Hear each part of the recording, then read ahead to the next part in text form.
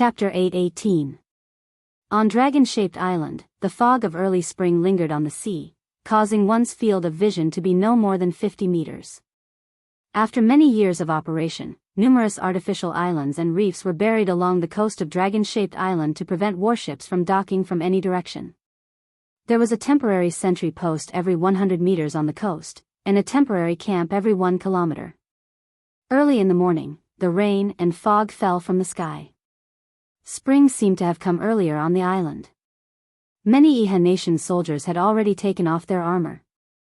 They surrounded a huge rock and shouted the number of the dice loudly. Their faces were flushed. They were gambling on nothing else but the 3 opportunities to have fun every month. In order to stabilize the army's morale, young Master Qin Huan had set a new rule for female soldiers. Every 100 soldiers would have 1 female soldier, but each soldier could only enjoy the female soldier 3 times a month. Therefore, the chips these soldiers used to gamble in their spare time were not genie dollars, but the opportunities to enjoy the female soldier. Leopard. Leopard. An old soldier with 2 silver stars on his shoulders shouted loudly. He was a centurion, but he looked to be at least 50 years old. When he picked up the cup made of bamboo, there were indeed 3 ones on the dice. The old centurion was instantly ecstatic. He was so happy that the veins on his face were bulging. Ha ha ha, Zhang San, Li Hozi, your 3 chances this month are all mine. Ha ha ha, are you convinced? The lean soldier grinned in disappointment. 3 times in a row. I don't know if it's real. They might have done something. I say, Geezer Wang, you have to take it easy. Can you take 21 chances to have a big fight in a month? Don't sprain your old waist. I heard that there was an old guy in the vanguard who died on the female soldier's belly not long ago. The centurion raised his hand. Brat, you dare to curse me? I'll make you pay for it. However, Li Hozi laughed loudly and ran away as fast as he could. Where are you going, brat? Don't leave your post without permission. Otherwise, if Marshal Ding catches you, he'll give you 100 military lashes. I'm not leaving. I'm going to pee. Humph, a lazy donkey is full of shit and urine. Go, go, come back quickly. Monkey Lee lifted his pants and ran straight to the shore. Looking at the fog from afar, there was a patch of reeds on the shore. He jumped into the reeds and peed while humming a song from Iha country, Big Girl, Fair and Fair, with her 2 **** raised, calling me brother. You're so naughty. I said I don't want you, but you still came. If you come in January, it will be Shangxi. If you come in February, it will be steamed with flour cakes. Little sister, why haven't you come yet? Big brother will wait for you. Before he finished singing, a black shadow suddenly attacked from above the reeds. Pooh! An arrow pierced through his throat and blood splashed 10 meters away. Li Hozi retreated a few steps. His face was full of confusion. His throat was completely pierced through. After the arrow pierced through his throat, it shot straight into the rocks behind him. The feathers were buzzing and trembling. What kind of powerful arm strength was needed to shoot such a powerful arrow? Monkey Lee. Monkey Lee. A soldier walked over and took off his pants with his eyes squinted. Just as he was about to urinate, he saw the corpse lying on the ground in front of him. His body suddenly trembled and his face turned pale. Quick! Help! Li Hozi is dead. Monkey Lee is dead. The soldiers who were gambling in the camp on the shore rushed over quickly. Each of them put on their armor as if they were facing a formidable enemy. However, it seemed that they found nothing except Monkey Lee's corpse. Who killed Monkey Lee? The old centurion held the iron spear and said, Damn it. Doesn't he know that Monkey Lee's sister is the concubine of His Royal Highness Qin Huan? He's courting death. Sir, listen. There's a sound on the sea. What sound? Why can't I hear it? Listen carefully. The centurion frowned. The surroundings were silent. The sound of the tide came from the sea. At the same time, there seemed to be some rhythmic sounds. It was the sound of paddling. The fog is too thick. Is there someone on the sea? I don't know. What should we do now? Light the beacon fire. Yes. A soldier lit a torch and went straight to a beacon tower not far away. However, he stood still before he came to the side of the beacon tower. What's wrong, Zhang-san? Are you possessed? The centurion asked impatiently. Zhang-san stared straight at the sky above his head. There was a person. That's right. The person was standing on the beacon tower. He was barehanded, but he was wearing a suit of refined armor. Above him was a huge shadow. It was a giant beast that was hovering in the sky, a dragon. Zhang-san couldn't even speak a complete sentence. Suddenly, he began to bleed from his 7 orifices. A powerful domain aura that almost made his heart stop beating descended. In the blink of an eye, Zhang-san spat out a mouthful of blood. His entire body exploded into a cloud of blood mist. He died without a complete corpse. Oh my God, what's going on? The centurion was shocked.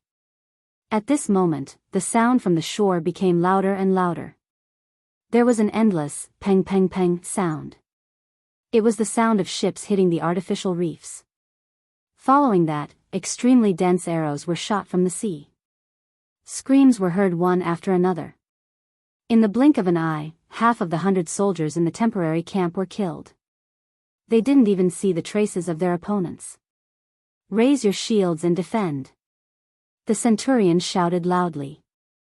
A group of soldiers picked up their shields from the ground and formed a shield formation. They curled their bodies behind the shields and raised their spears to meet the enemy solemnly. There were no weak soldiers under a strong general. The army brought by Ding Shi and Long Qianlin was destined to be strong. But this time, the opponent was far beyond their imagination. A huge creature descended from the sky with a whistling sound. It was a fire dragon. Its entire body was covered in red scales. On the dragon's back was a dragon knight in fiery red armor. Its cold eyes were filled with the desire to kill. It's over. This was the old centurion's last sentence. Roar. The fire dragon raised its neck. Flames surged in its throat. The next moment, it lowered its head and poured the dragon flames on the crowd. The high-temperature dragon flames were terrifying. They almost instantly melted the shields of the Ihan nation soldiers. They were burned to ashes along with their armor and weapons. In the blink of an eye, the temporary camp had been cleared. Lord Han Shu. A shout came from a warship in the distance. They've buried submerged reefs at the edge of the coast. Many of our warships have already hit the reefs. What should we do? The dragon knight in the sky was Han Shu. He smiled coldly. What's there to fear about a mere submerged reef? Get out of the way. I'll do it. Swoosh. A figure shot down from the dragon's back. Han Shu's entire body was filled with godly power. A heavy punch descended from the sky. The space distorted. Bang! A shockwave erupted. Instantly, the surface of the water trembled. Countless water droplets condensed on the surface of the water and swayed. The pulsating impact spread out in the seawater. The submerged reefs hidden at the bottom of the water were all shattered. Heaven's shattering fist. Han Shu's proud technique quickly won a round of cheers. The warships began to dock. After the decks were lowered, the cavalry and infantry disembarked. In the blink of an eye, an army was formed on the dragon-shaped island. At the same time, the huge dragon circled in the sky, roaring incessantly. Han Shu returned to the dragon's back. He looked down at the army below and said, "When will the marshal's warship arrive?" "In the time it takes for a stick of incense to burn." "Good. Quickly clean up the surrounding battlefield. Remove all the Ihan nation soldiers. This dragon-shaped island will be the first territory our Blackstone Empire will conquer in the Shattered Cauldron realm. In addition, send envoys to the capital of the Iha nation. Tell that old fellow Qin Yi that our marshal wants to see him. If he agrees to surrender, we might let him live. Otherwise, we will raze this dragon-shaped island to the ground. Yes. At dusk, purple light shot up into the sky from the dragon-shaped island. The magic crystal cannons were huge cannons developed from the intelligence obtained from the Empire's territory. Although the Iha nation's magic crystal cannons were slightly crude and not accurate enough, their power was not much inferior. Whoosh whoosh whoosh, the shockwave from the magic crystal cannons swept back to the army, forcing some of the weaker soldiers to retreat. Inside the trenches, Ding Shi was dressed in golden armor. He held his saber horizontally and looked at the sky with an ashen face. That's right. Huge dragons were slowly rising from the ground where the magic crystal cannons had just ravaged. Each dragon was surrounded by a blue cyclone of different shades. It was the Dragon Imperial Battle Cyclone. They aren't afraid of the magic crystal cannons. Ding Shi's voice was trembling. What do we do, Commander Ding? The commander-level battle general at the side had a livid expression. The Darkstone Empire's army is extremely powerful. Although their numbers might not be much greater than ours, they have the Darkstone Dragon Riders while we have nothing. How are we supposed to fight this battle? We don't have a choice. Ding Shi waved his flag and said in a low voice, "Send out cavalry to attack their formation. Use spears and kill as many as you can. The Iha nation won't just sit and wait for death." Yes. The sounds of killing filled the air. The countless cavalry that the Iha nation had painstakingly gathered on the island charged at the enemy. However, under the roar of the huge dragons, the fate of these cavalry seemed to have been decided. Ha ha ha, are they here to die? In the sky, Han Shu laughed arrogantly. Everyone says that Ding Shi is a famous general, but it seems like he's just a so-so. Then, let this old man end the legend of this famous general today. Buzz. He landed and punched the ground, causing the space around him to crack. Countless Iha nation cavalry and their horses were torn to shreds by the distorted space. The smell of blood quickly filled the air. The battle had become extremely intense. Kill. Throw. The Chiha Empire's cavaliers that were moving at high speed raised their javelins and tossed them out with a swoosh. The might of the javelins was shocking, and in just a single round, at least a few hundred cavaliers, infantrymen, and archers from the Darkstone Empire were buried on foreign soil. However, the number of spears was limited. Once they were used up, the Iha nation army could only rely on swords and sabers to fight. The dragon cavalry circled in the sky. Dragon breath and sword chi crisscrossed the ground, causing the entire battlefield to become unbalanced. Chapter 8:19. At dusk, the Blackstone Empire's Ashen Flame Corps slowly retreated, giving the Iha nation a chance to catch their breath. However, the dense number of corpses on the battlefield was like a gloomy cloud that shrouded everyone's hearts. In the main camp. How's the situation? Qin Yi asked with an ashen face. Long Qianlin's face was full of smoke, but he couldn't care less. He cupped his fists and said, "Commander Ding blocked the Ashen Flame Corps' attack 5 times in a row. Their sudden arrival caught us off guard. Commander Ding has already done a pretty good job." Pretty good? Marquis Man Ning sneered. Marshal Long thinks too highly of Ding Shi. The casualty ratio between us and the enemy is as high as 1:5. We have to sacrifice 5 warriors in order to kill one of the enemy's men. Is this not bad? In my opinion, Ding Shi is really old. He's actually fighting such a powerful enemy head-on. He's simply courting death.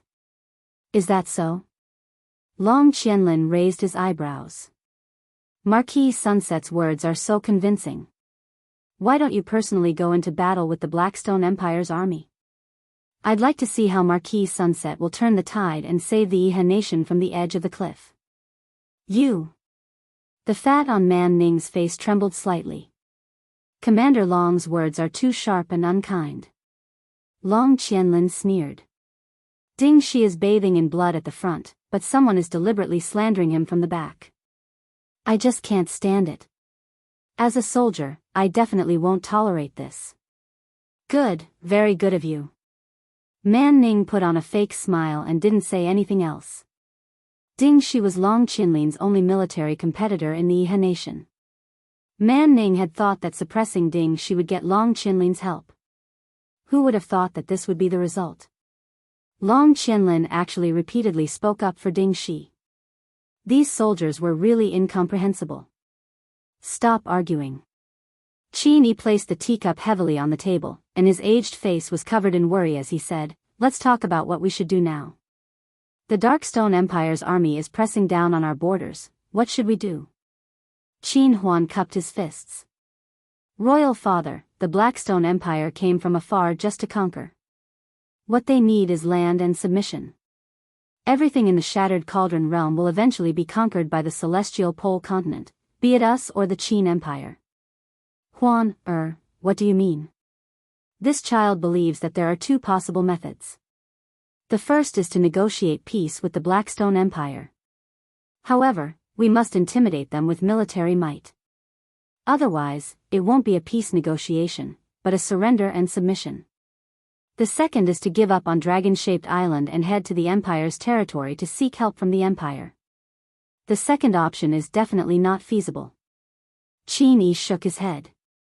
Back then, Iha country killed Qin Jin during the chaos in Lanyan City. Qin Jin is Lin Muyu's adoptive father. We're like a fishbone stuck in his throat. Lin Muyu will never tolerate us. Let's talk about the first method. Man Ning said, Marshal Ding fought the enemy at the front and lost 30,000 warriors of Iha country in less than a day. How much food and gold coins will we have to spend to exchange for these 30,000 warriors? In this way, even if we fight to the death and intimidate the enemy, I'm afraid that we'll only be left with a group of people with one foot in the grave. It'll be meaningless to the Blackstone Empire. Will they still negotiate peace? Qin Yi muttered to himself. After a while, he raised his head and asked, Marshal Long, what do you think? Long Qianlin was the pillar of Iha country. Qin Yi knew that asking Long Qianlin when he couldn't make a decision wouldn't be wrong. Commander. Long Qianlin said respectfully, if we can fight, we might be able to win back our dignity. If we surrender without a fight, Iha country will become a vassal of the Blackstone Empire. I've long heard from the merchants from the Celestial Pole continent that the imperial family of the Blackstone Empire is cruel and heartless. The Emperor, Shi Yuan, doesn't even hesitate to use the blood essence of young boys and girls to cultivate. Furthermore, the Blackstone Empire keeps a large number of mercenaries and the common people suffer unspeakably. If we surrender to such a cruel and heartless empire, what will happen to His Majesty? As he spoke, Long Qianlin put his hand on the hilt of the sword at his waist and said, His Majesty has 3 royal highnesses in addition to young Prince Qin Huan. The youngest is only 11 years old. Does His Majesty want to see his children become slaves and servants? Even the royal highnesses may become the exclusive toys of the Blackstone Empire's imperial family? Long Qianlin. Man Ning trembled with anger and pointed at Long Qianlin's nose. You're treacherous. How dare you say such arrogant words? Do you still have any commander in your eyes? Long Qianlin glanced at him coldly and didn't say anything. At this moment, the 2 old generals cupped their fists together. Commander Long's honest words are unpleasant to the ear. I hope Commander Long will consider them. Qin Yi nodded and muttered to himself. The smoke from the incense burner lingered. After a long time, Qin Yi raised his head. His eyes were slightly red as he said indifferently, I fully support Marshal Ding Shi. This battle concerns the future of Iha country. We must not show weakness. Commander is wise. Long Qianlin cupped his fists. Everyone expressed their agreement. Man Ning trembled with anger. A bunch of fools, a bunch of fools. All of you can leave. I want some peace and quiet. Qin Yi waved his hand. Commander Long, stay. I have something to say to you. Yes. Everyone left, leaving Long Qianlin standing on the red carpet with his hand on the hilt of his sword. Commander Long. Qin Yi's voice was a little hoarse as he asked, "Is Iha country's destiny really over?" "God disposes, but man proposes." Long Qianlin didn't answer his question. He said, "To achieve great things, one needs extraordinary courage and skill." Commander Long missed the opportunity to become a king, but he has been diligent and loved the people ever since he came to Dragon-Shaped Island. This is something that everyone can see. Now that Commander Long has won the hearts of the people, there is no need to hesitate anymore. Let's fight this battle. The winner will be remembered for generations to come. The loser will retreat bravely. Retreat bravely? Qin Yi was stunned. What does that mean? Long Qianlin smiled. It is time to plan for the future. Commander Long, what do you mean by that? Commander Long, there are currently around 300,000 Iha country troops on Dragon-Shaped Island. I have given Marshal Ding Shi a total of 150,000, which means that there are still 150,000 troops in my hands. What does Commander Long mean? It's like this. We have been forging warships for many years, but we have only built 1,000 warships. Based on the number of people each warship can carry, at most, 150,000 people. Thus, even if we abandon Dragon-Shaped Island and retreat, we will not be able to take 300,000 soldiers with us. That means we can only leave behind 150,000 soldiers, sacrificing the rook to protect the general. You.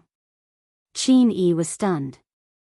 Commander Long, you want to leave Marshal Ding Shi and the 150,000 soldiers to fight alone on Dragon-Shaped Island? Yes. Long Qianlin's gaze was cold. Commander and young prince, please immediately lead our army to leave Dragon-Shaped Island. This subordinate has already prepared everything. We will head to the southern coast of the Soaring Sky province. There are no imperial troops there. Only by preserving enough troops will we have a future. Then what about Marshal Ding Shi and the 150,000 soldiers? Qin Yi slapped the table and stood up. Do you want me to abandon them? If not for them delaying the nearly 300,000 soldiers of the Blackstone Empire, we would not have had the possibility of retreating. Long Qianlin cupped his fists and said, Commander and young prince, please lead everyone away. This subordinate will lead the guards to the battlefield and defend against the enemy with Marshal Ding Shi. We will either return alive or die on the battlefield. This is the final destination of the two marshals of the Iha nation. This is also what Marshal Ding Shi and I want. Commander, please do not hesitate. Every minute and every second is extremely precious to us. Qin Yi's entire body trembled. Commander Long, this subject deserves to die for his loyalty. Long Qianlin knelt on one knee and raised his head to look at the aged Qin Yi. When Long Qianlin was in dire straits, the Southern Protector King took him in. Since your Highness has acknowledged me as your commander, how can Long Qianlin not repay you? Your Highness, quickly leave. No matter what happens in the future, Long Qianlin will die without regrets. This is the last thing Ding Shi and I can do for the Iha nation. Qin Yi raised his head and tears streamed down his aged face. His trembling palm touched Long Qianlin's shoulder and said, If I, Qin Yi, had a son like Commander Long, I would die without regrets. It's just a pity, Your Highness, say no more. Time is precious. Long Qianlin stood up and turned to leave without looking back. His last words reverberated in the wind. It's not too late to repay the mistakes made in the past. If Qin Yi returns alive, this subordinate would rather see His Majesty submit to her and atone for the mistakes made in the past. As for this subject, I am not willing to die under the swords of the Blackstone Empire. Now that a powerful enemy has arrived, Long Qianlin will die under the iron hooves of the Blackstone Empire without regrets. Qin Yi stood in the tent and suddenly let out a sorrowful cry. In the land of exile, there were many huge iron chests lying in the wilderness. There were close to 100 of them, and each chest contained about 100 members of the banished army. Experts who were either radiated or cursed were hiding in the chests. Many of them stuck their heads out, wanting to see the situation outside. They seemed to be very impatient. There are still 10 minutes before the wheel of time points towards the celestial pole continent. Terilyn confidently puffed out her full chest and smiled. This is also the beginning of our banished angel squad's mission. As for which corner of the celestial pole continent we will be teleported to, that's hard to say. Dora sneered from afar. Lake frowned and said, Lord Sheen, are you really going to bring all these dregs of the land of exile to the celestial pole continent? Sheen nodded and said nothing. Then how are you going to send these huge chests? You should know that the direction of the wheel of time changes very quickly. You only have 15 minutes at most. That's my problem. Don't worry. Terilyn, when the time is up, immediately help me open a plane crack. The bigger the better. Do your best. Yes, Sheen. 10 minutes later, Terilyn's expression turned cold. We're here. She let out a shrill cry and transformed into a level 6 blood-winged battle angel. A pair of beautiful blood wings spread out behind her, and she raised her sword and slashed towards the sky. Boom! The plane was forcibly torn apart, and a huge black hole appeared. Sheen's voice was cold. Close all the chests, and everyone closed their eyes. Yes. With clanging sounds, all the chests were closed. Sheen closed her eyes and said to Dora, Dory, and the others, you guys go first. I'll catch up later. Although Dora was unwilling, she had no choice but to do so. She immediately led everyone through the plane. After the 9 banished angels left one after another, Sheen opened her eyes. Immediately, a pair of beautiful starry eyes surrounded by golden flames appeared between heaven and earth. A pair of golden wings of light spread out behind her. Like a miracle, she gently lowered her palm. Immediately, nearly 100 chests trembled and flew away under an invisible force, projecting into the alternate space. All Sheen could do was send them away. As for whether they could survive the erosion of the sands of time, that was their problem. Chapter 820. Tianji Province, Jiulong Harbor. It was the largest harbor in the entire Tianji Empire. At this moment, Jiulong Harbor was bustling with activity. There was an endless stream of horses and carriages on the shore, and people were waiting in the water. As long as an order was given, thousands of iron-skinned warships would cross the strait and head straight for the broken tripod world on the other side. The coolies roared to encourage themselves and moved heavy ballistae onto the warships. The troops of the Flowing Spirit Army stood on the shore and supervised the preparations for the voyage. At this moment, the ground suddenly trembled, and the sea was no longer calm. A buzzing sound came from the sky. What's wrong? A captaincy squinted at the sky and said, It's like an oracle. How many years has it been? Could it be that another oracle from the Western Divine Realm has come to our Tianji Empire? Whoosh, whoosh, whoosh. Balls of flames fell from the sky like meteorites, heading straight for Jiulong Harbor. Oh. Oh no. Captaincy hurriedly shouted, Sound the alarm. These flying meteorites are coming for us. Tell everyone to get out of the way quickly. However, it was too late. In less than 3 seconds, nearly 100 meteorites wrapped in flames crashed into the shore. Some landed on the shore, and some landed in the sea. Boom! Boom! Boom!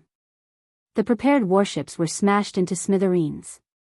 Even the soldiers on the warships who were unable to dodge in time were turned into ashes in the raging flames.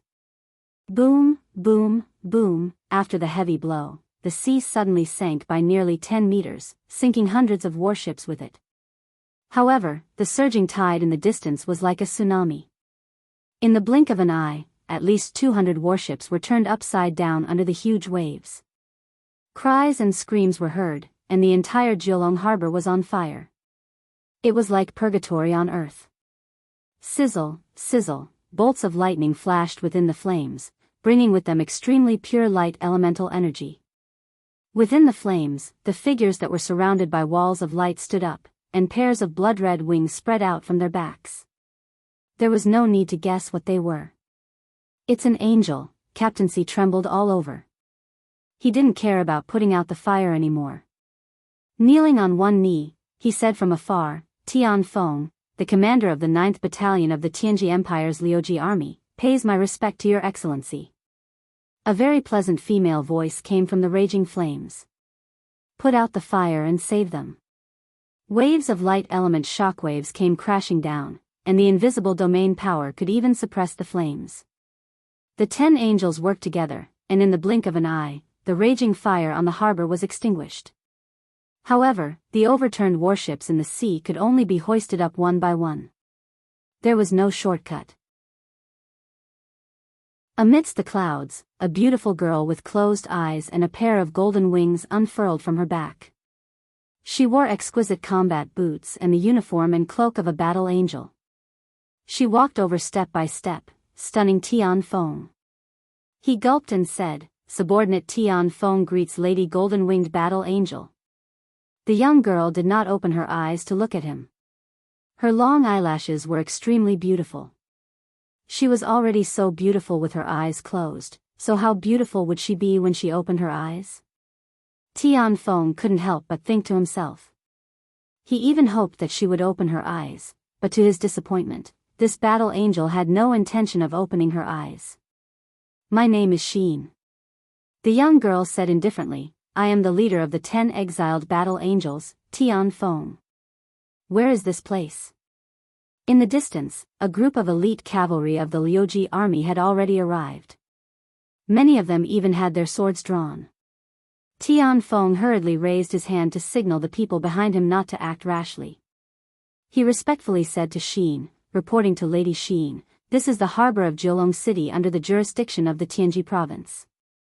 It is called Jiulong Port. We are currently transporting resources to prepare for war. May I know what order the Lord of the Western Divine Realm has?" "There is no order," Xin said. "We are exiled angels. We are no longer a member of the Western Divine Realm. We will help you, but not in the name of the Western Divine Realm. Do you understand?" "Yes, your subordinate understands."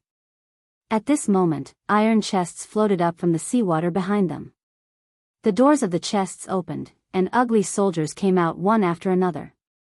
Some of them had a very strong aura, reaching the Holy King realm, and some had just entered the Divine realm. Some were very weak, but they looked very capable. They were definitely the kind of people who killed without blinking an eye. Ah! Tian Feng was shocked. "Archers, prepare to shoot." "Wait." The corner of Xin's mouth curled up, and with a gentle smile, she said, "Don't be nervous, Lord Tian Feng. These people are my subordinates, and they will help you win this war."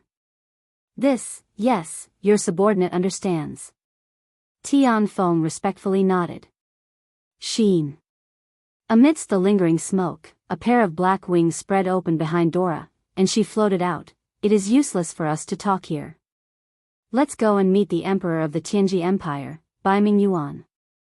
He is the ruler of this country, and we should meet him first." Xin frowned slightly, but did not refute. She nodded and said, "Okay. Tian Feng, where is Baiming Yuan? Bring us to him." "Yes."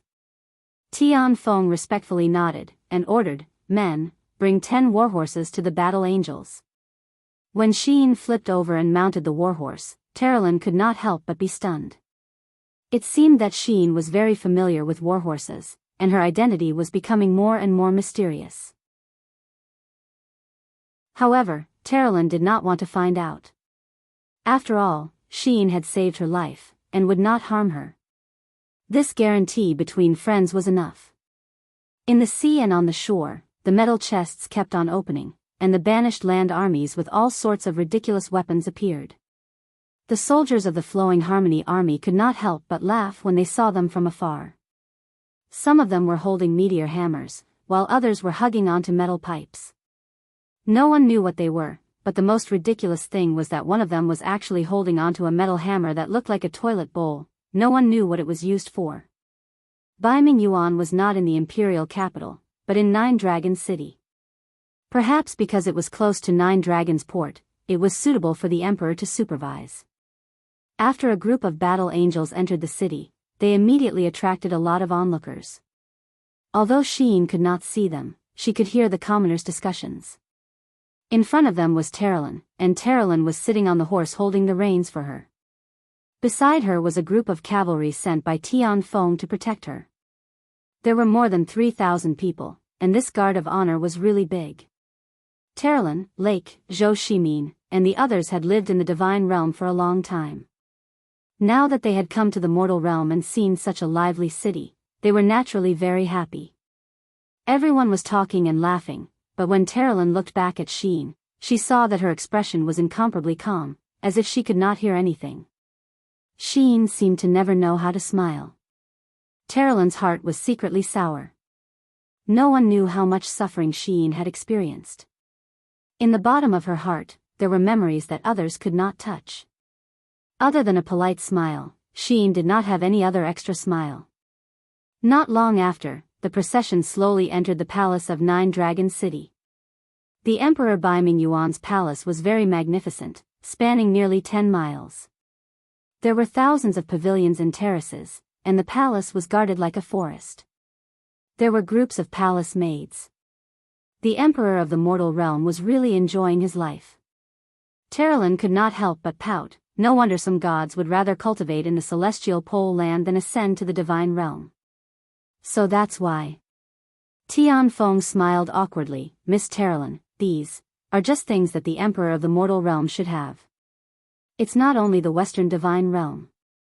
His Majesty Baiming Yuan has made great efforts to govern. With less than 40% of the continent, he has the strongest power. This is enough to prove everything. I hope Miss Terralyn can put in a good word for the Tianji Empire when you return to the heavenly realm. I will. Terralyn smiled faintly. In Tian Feng's mind, Terralyn was simply a supreme existence. It should be known that the Light Clan behind her was one of the 4 great clans of the Western divine realm. There were at least hundreds of god emperors. The hundreds of plains under their jurisdiction were also rich in resources. A mere celestial pole land was like a leek field in Terralyn's vegetable garden. She could harvest it whenever she wanted.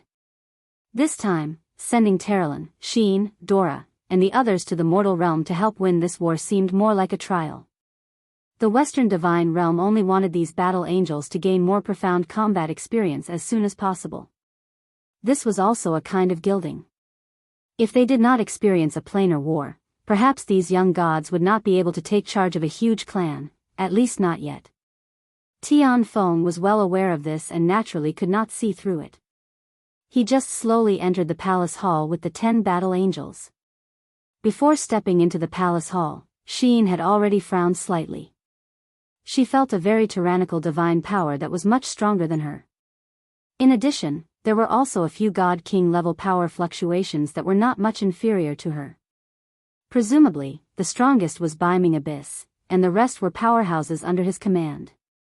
Sheen, Dora, Terralyn, and the other 10 exiled battle angels, please have an audience. The guard on duty shouted loudly. Although Sheen could not see, through the fluctuations of power, she had a better grasp of the surrounding terrain than people with sharp ears and eyes. She stepped over the threshold and walked in with a group of battle angels. They walked straight along the red carpet in the palace hall, passing through the officials, and arrived in front of Baiming Abyss. The Empire's emperor, Baiming Abyss, was wearing a dragon robe. He looked calm, and his cultivation was unfathomable. His eyes flickered with a deep light. After seeing the 10 battle angels enter the palace hall, he immediately stood up, cupped his hands, and said with a smile, "Lower Realm Tianji Empire's emperor, Baiming Abyss, greets the battle angels. Your Majesty, you don't have to be so courteous." Sheen smiled faintly. "We came from the banished land to assist the celestial pole continent in accomplishing this grand undertaking, so Your Majesty, you don't have to be so courteous with us." "Thank you, everyone, and thank you, Lord Ruler." Baiming Abyss looked at the sky with sincerity and said, "I wonder if the battle angels have been to the Celestial Empire and the Blackstone Empire?" "No." Sheen shook her head. "That's great." A hint of joy appeared on Baiming Abyss's calm face. Chapter 8:21. To Baiming Yuan, the arrival of the 10 battle angels was of great significance. It was definitely not limited to the addition of 10 sacred martial king level experts. The greater significance lay in the families behind these people. He had never heard of Sheen and Dora before, but he had long heard of the names of Terralin, Lake, Zhou Shimin, Luo Fei, and the others. They were all heirs of the major families. Gaining their trust meant that the Tianji Empire had gained the trust of the major families in the Western Divine Realm. This was simply a great thing for the Tianji Empire. As long as the Tianji Empire was valued by the great clans and became the cradle for them to cultivate their talents, they would have countless treasures from the immortal realm to use, especially the Radiant Origin Stone. A single Radiant Origin Stone could create a Saint Martial King. This was not a joke. Thinking of this, Bai Mingyuan could not help but laugh. He said, "The Tianji Empire is the most powerful among the 3 empires in the Celestial Pole continent. Why don't you all stay in the Tianji Empire?" "Okay." Dora smiled. "Then we'll stay in the Tianji Empire and listen to His Majesty's orders." "Wait a minute." Sheen nodded, and said, "Dora, I think you've misunderstood the ruler's intentions. The 10 of us newly promoted battle angels didn't come to the Celestial Pole continent to listen to orders. Instead, we're here to assist. I'll be in charge of everything, and the other members of the battle angel team will also have to listen to my orders. Our team will be independent and will not be restricted by anything." As she spoke, she raised her beautiful face and closed her eyes to look at Bai Mingyuan. She said, "Your Majesty, what do you think?" Dora trembled with anger, but she did not speak. After all, she was only the vice captain. Bai Mingyuan smiled. "Miss Sheen is the captain of the Battle Angel Squad. Naturally, we'll listen to your arrangements. In addition, the Tianji Empire will do its best to satisfy all of Miss Sheen's requests. If you need anything, just tell us. You don't have to be polite." "Okay, thank you, Your Majesty." Sheen bowed in the Western Divine Realm manner and said with a smile, "Since Your Majesty has said so, then Sheen will take the liberty to make some requests." "Okay, miss, please go ahead. First of all, I'll need His Majesty's token. That way, the Battle Angel Squad's movements in the Tianji Empire will be very convenient. This is a small matter. Men, bring me my Golden Emperor token." Bai Ming Abyss was very generous. A waiter quickly came over with a tray. It was a token made of pure gold that glowed with a golden light. The craftsmanship was very exquisite. Bai Mingyuan said, "There are only 2 Golden Emperor tokens in the entire Tianji Empire. One is with my younger brother, Marshal Bai Minghuan, and the other is this one. Please take good care of it, Miss Sheen." With the Golden Emperor token, it's as if you're the Emperor himself. You can command all the major provinces, government offices, and so on. You can also deploy the Imperial Army of 10,000 soldiers at any time. "Thank you, Your Majesty." Sheen placed the king's golden token into her pocket and continued, "The Battle Angel Squad only has a few members, so I still need an army. An army that will only obey my commands. I wonder if Your Majesty is willing to bestow it to me?" Bai Mingyuan narrowed his eyes and said with a smile, "This kind of army. I wonder how many people Miss Sheen needs." 10,000. "Oh, 10,000. That's easy. Men, take out a battalion of 10,000 men from the Flowing Spirit Army and have them follow Miss Sheen. They will be ready to be deployed at any time." "Wait a minute." Sheen replied, "Transferring 10,000 men from a battalion would easily cause a lot of trouble. How about this, Your Majesty? Can I request for Your Majesty to transfer 1,000 outstanding men from each of the 10,000 men battalions of the Flowing Spirit Army to me? I will appoint the Kiliarchs of these battalions. What does Your Majesty think?" "This. All right." Bai Mingyuan nodded his head, "I'll listen to Miss Sheen." "Thank you, Your Majesty." Sheen smiled and continued, "I have another request. Please speak. This way, I will have 20,000 men that I can deploy. When I came, I saw that your country's army was preparing warships to cross the sea. So I need a warship that can carry 20,000 men to be deployed at my command. This. Bai Ming Yuan muttered to himself. Is it difficult? No, it can be done. Men, take out 100 medium-sized warships and a dragon-headed warship from the 9 dragons dock to be deployed by the battle angels. Yes. Sheen smiled and bowed once again. Thank you, Your Majesty. Then. Tonight, I will hold a welcoming banquet for the battle angels in the palace. I hope that you will do me the honor of coming and temporarily stay in the Golden Dragon Inn next to the palace. The largest and best inn in 9 Dragon City is the Golden Dragon Inn. I hope that you will not feel shabby. Your Majesty is too polite. Terralyn smiled. Luo Fei also said, Thank you, Uncle. Luo Fei. Bai Ming Yuan smiled like an elder. How has your father been recently? Luo Fei nodded. Thanks to Uncle's blessings, Father's body is very good. He has recently broken through to the 97th heavenly passage. Oh. That's really worth celebrating. Thank you, Uncle. Bai Ming Yuan had already walked down the steps and had the demeanor of an approachable emperor. I've never seen Miss Dora before. May I know where you are from? Dora respectfully said, I come from a faraway and impoverished plain. Oh, I see. Bai Ming Yuan smiled. Heroes don't ask about their background. Miss Dora being able to obtain the Battle Angel inheritance is enough to prove your talent and intelligence. Saying this, Bai Ming Yuan looked at Sheen and said, Miss Sheen, may I know where you are from? I come from the land of exile, Sheen said lightly. Ah. Bai Ming Yuan was stunned. Terralyn saw that the emperor was a little embarrassed and said, Sheen is Lady Shiyan's sister. Ah. This. Shock slowly appeared on Bai Ming Yuan's face. So you're Seraph Shiyan's sister. My apologies for not recognizing you. Terralyn smiled in satisfaction. She came from the Light Clan and was used to such power struggles. Rather than saying which family Sheen came from, it was better to directly bring up Shiyan. After all, Shiyan had long stepped into the 99th heavenly passage and was the #1 person in the Western Divine Realm other than ruler Claude. Even the other Seraph Eva paled in comparison. For the past 10,000 years, Shiyan had fought everywhere and united more than half of the Western Divine Realm's starfields with her tyrannical power. This was an unparalleled achievement. Moreover, she was a gentle person and had a good relationship with the leaders of the Western Divine Realm's major families. So in the Western Divine Realm, who wouldn't respect and fear Seraph Shiyan?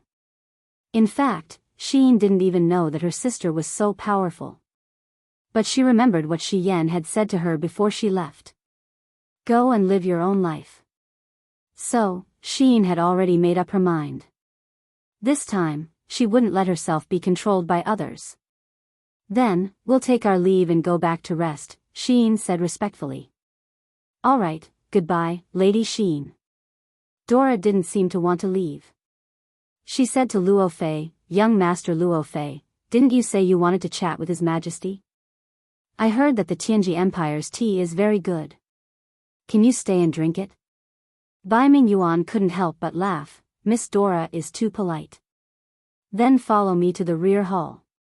Thank you, Your Majesty. Sheen, Terralyn, and the others went to the post house, while Dora and Luo Fei stayed in the palace. Inside the rear hall, there were many palace maids serving them carefully. Clouds of mist lingered in the incense burner, and the fragrance assailed their nostrils. After entering the rear hall, Bai Ming Yuan stopped smiling and dismissed the maids. He asked, Luo Fei, do you have something to say? Luo Fei stammered, actually, it's nothing. Then why are you here? Bai Ming Yuan was puzzled. Dora smiled and reached into her interspatial bag. Suddenly, she took out a dazzling spear and asked, Your Majesty, do you recognize this treasure? Fergus spear? Bai Ming Yuan hurriedly knelt on one knee and said, It's the Fergus spear of Lord Juggernaut. Miss Dora, why do you have it? It was given to me by Lord Juggernaut. He ordered me to do what is necessary when necessary. A hint of pride appeared in Dora's eyes. She said, Lord Juggernaut doesn't fully trust Sheen, so he gave it to me. Your Majesty, I believe you know how to do things, right? Bai Ming Yuan could not help but feel a chill in his heart when he saw the ambition and desire in Dora's eyes. Was this something a young girl should have? Obviously not. However, Bai Ming Yuan had roamed the continent for 7,000 years and had seen many clever people who were scheming and scheming. Thus, he smiled and said, "This is a matter of the Western divine realm, and I'm just a god of the mortal world. Therefore, it's not convenient for me to meddle in the affairs of the divine realm. As for Xin, she's Lady Xian's younger sister. All the more, I won't do anything disrespectful to Miss Xin." Dora squinted her beautiful eyes. She thought to herself that this old fox was really cunning. She smiled and said, "Your Majesty, I'm not asking you to do anything disrespectful to Xin.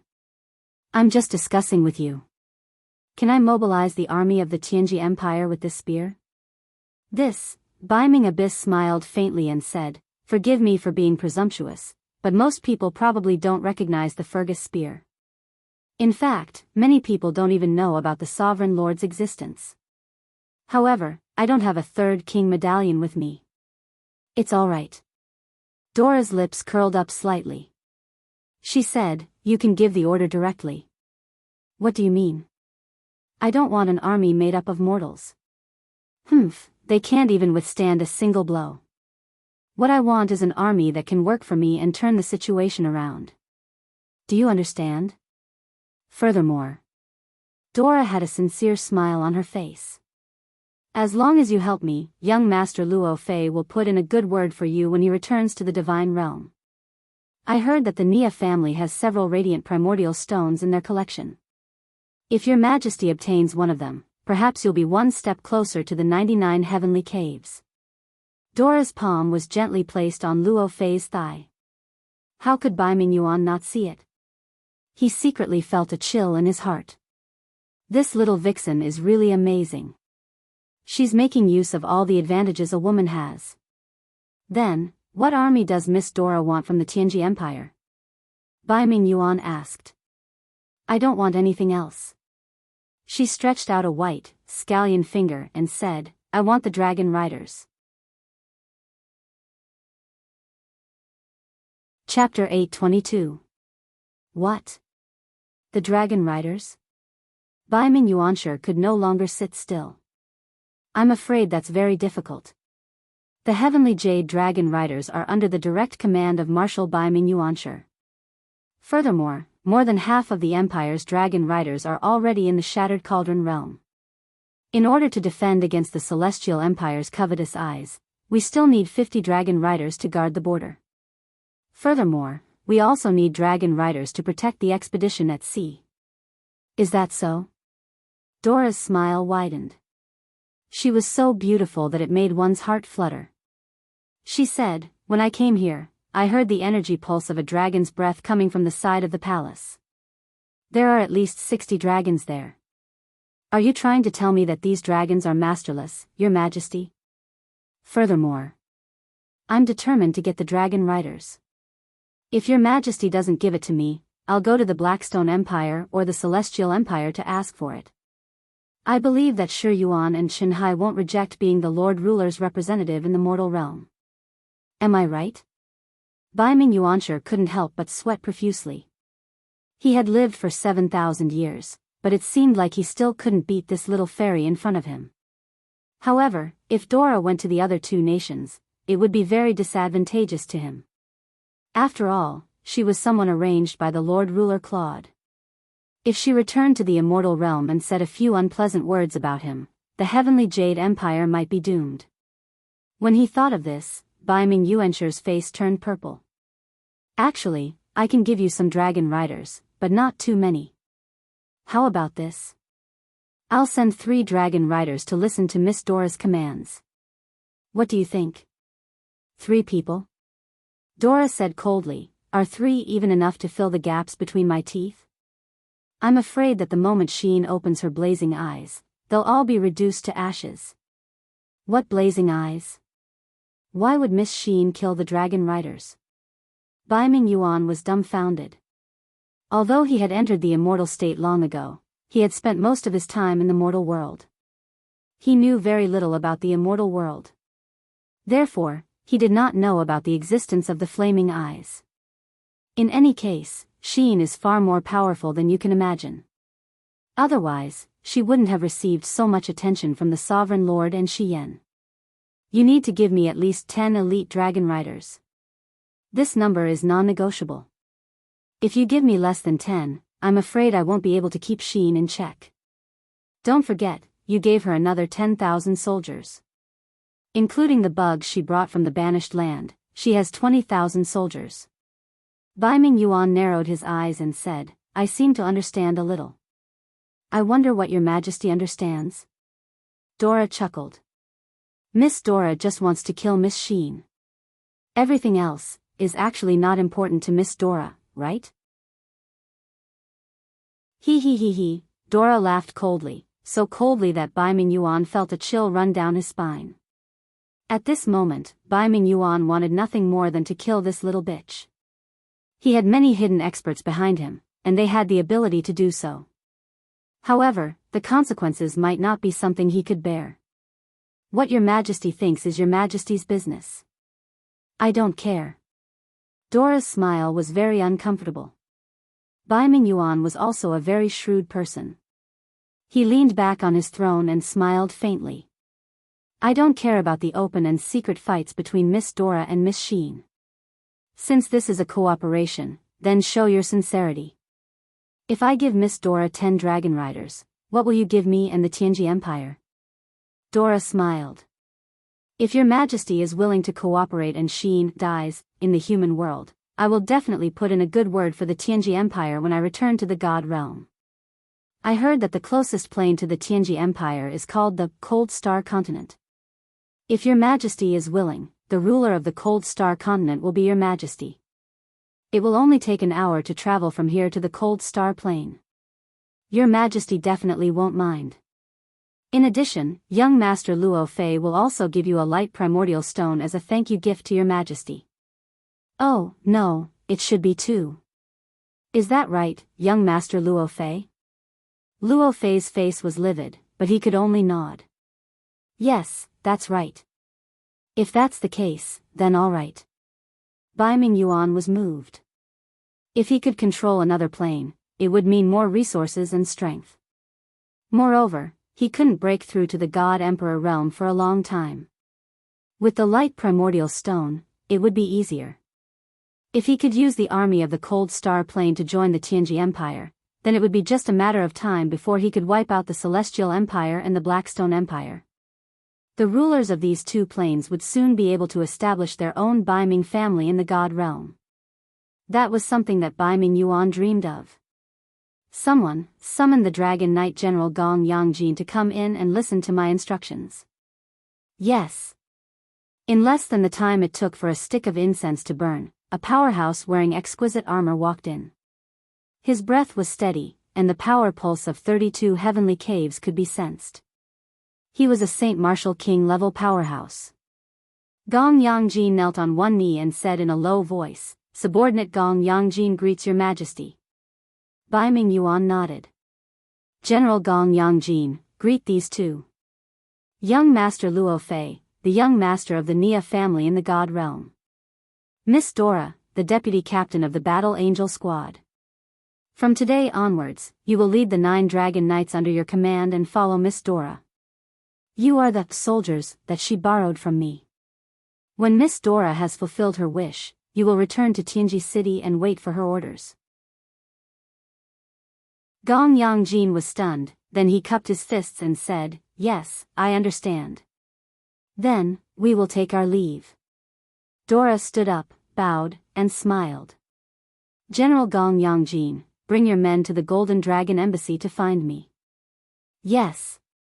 Looking at the backs of Luo Fei and Dora, the gentle smile on Baiming Yuan's face froze, and gradually turned cold. He said, a little bitch who thinks she's smart. Luo Fei, you are really useless. You are actually controlled by such a woman. I'm afraid the future of the Nia family can't depend on you. The banquet was very sumptuous and luxurious, and it was an eye-opener for all the battle angels. Although the immortal realm wasn't poor, the cultivation of the immortal realm required bitter cultivation. Although the spiritual energy in the immortal realm was abundant, in terms of delicacies, one still had to look at the mortal world. Everyone ate until their bellies were round, and Sheen was a little worried that these battle angels would lose their cultivation because they ate too much. As they walked on the road back to the Golden Dragon Embassy, dragon roars echoed in the air. Sheen couldn't help but frown. She looked up at the sky and said, "Are they dragon knights? Are they following us?" "No, they're not following us." Dora smiled and shouted into the sky, "Gong Yang Jin, come down." Flapping dragon wings sounded, and a giant dragon descended. On the dragon's back was Gong Yang Jin, who was holding a dragon spear. He said respectfully, "This subordinate greets Miss Dora." Dora smiled with satisfaction. "All right, let's go back. We will set off tomorrow. Come with me." "Yes." Gong Yang Jin led the other 9 dragon knights and flew away. Sheen frowned slightly and asked, "What's going on?" "Oh, it's like this," Dora explained. "Sheen, you have already borrowed 10,000 soldiers from His Majesty the North Sea. However, I'm worried that it's not enough to help the Battle Angel Squadron complete their mission. Therefore, I borrowed another 10 people from His Majesty. However, they are all dragon knights, the ones you saw just now." "Dora, what are you trying to do?" Sheen suddenly smiled. Dora's hand tightened slightly as she held onto the bottom spear. She said, "Nothing much. I just want to strengthen our forces. According to what you said, do these 10 dragon knights listen to my orders?" "Oh, no, they only listen to me." Dora smiled and said, "Sheen, you already have an army of 20,000. Are you still greedy for these 10 people? One should be content with what they have. Besides, this continent is connected to the celestial pole continent by the Shattered Cauldron realm. You alone can't control such a large territory. You should feel gratified to have a capable assistant like me helping you." "I am very gratified." Sheen's voice was very calm as she said, "Take care of yourself. Don't play with fire and burn yourself.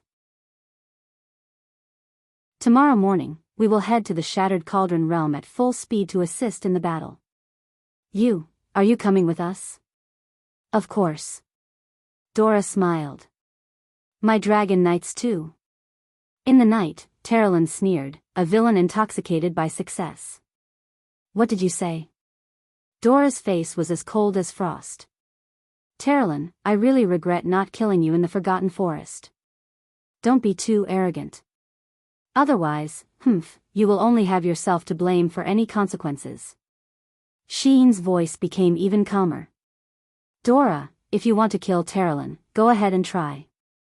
I also want to see who will die first. Don't think that you can control me just because you have the bottom spear. With just you alone, you are still far from being able to do so." Dora was so angry that her whole body was trembling. She sat on her horse and gritted her teeth as she watched Sheen, Terrelin, and the others leave. Beside her, Luo Fei said, "She is the captain this time. Why do you have to be angry at her?"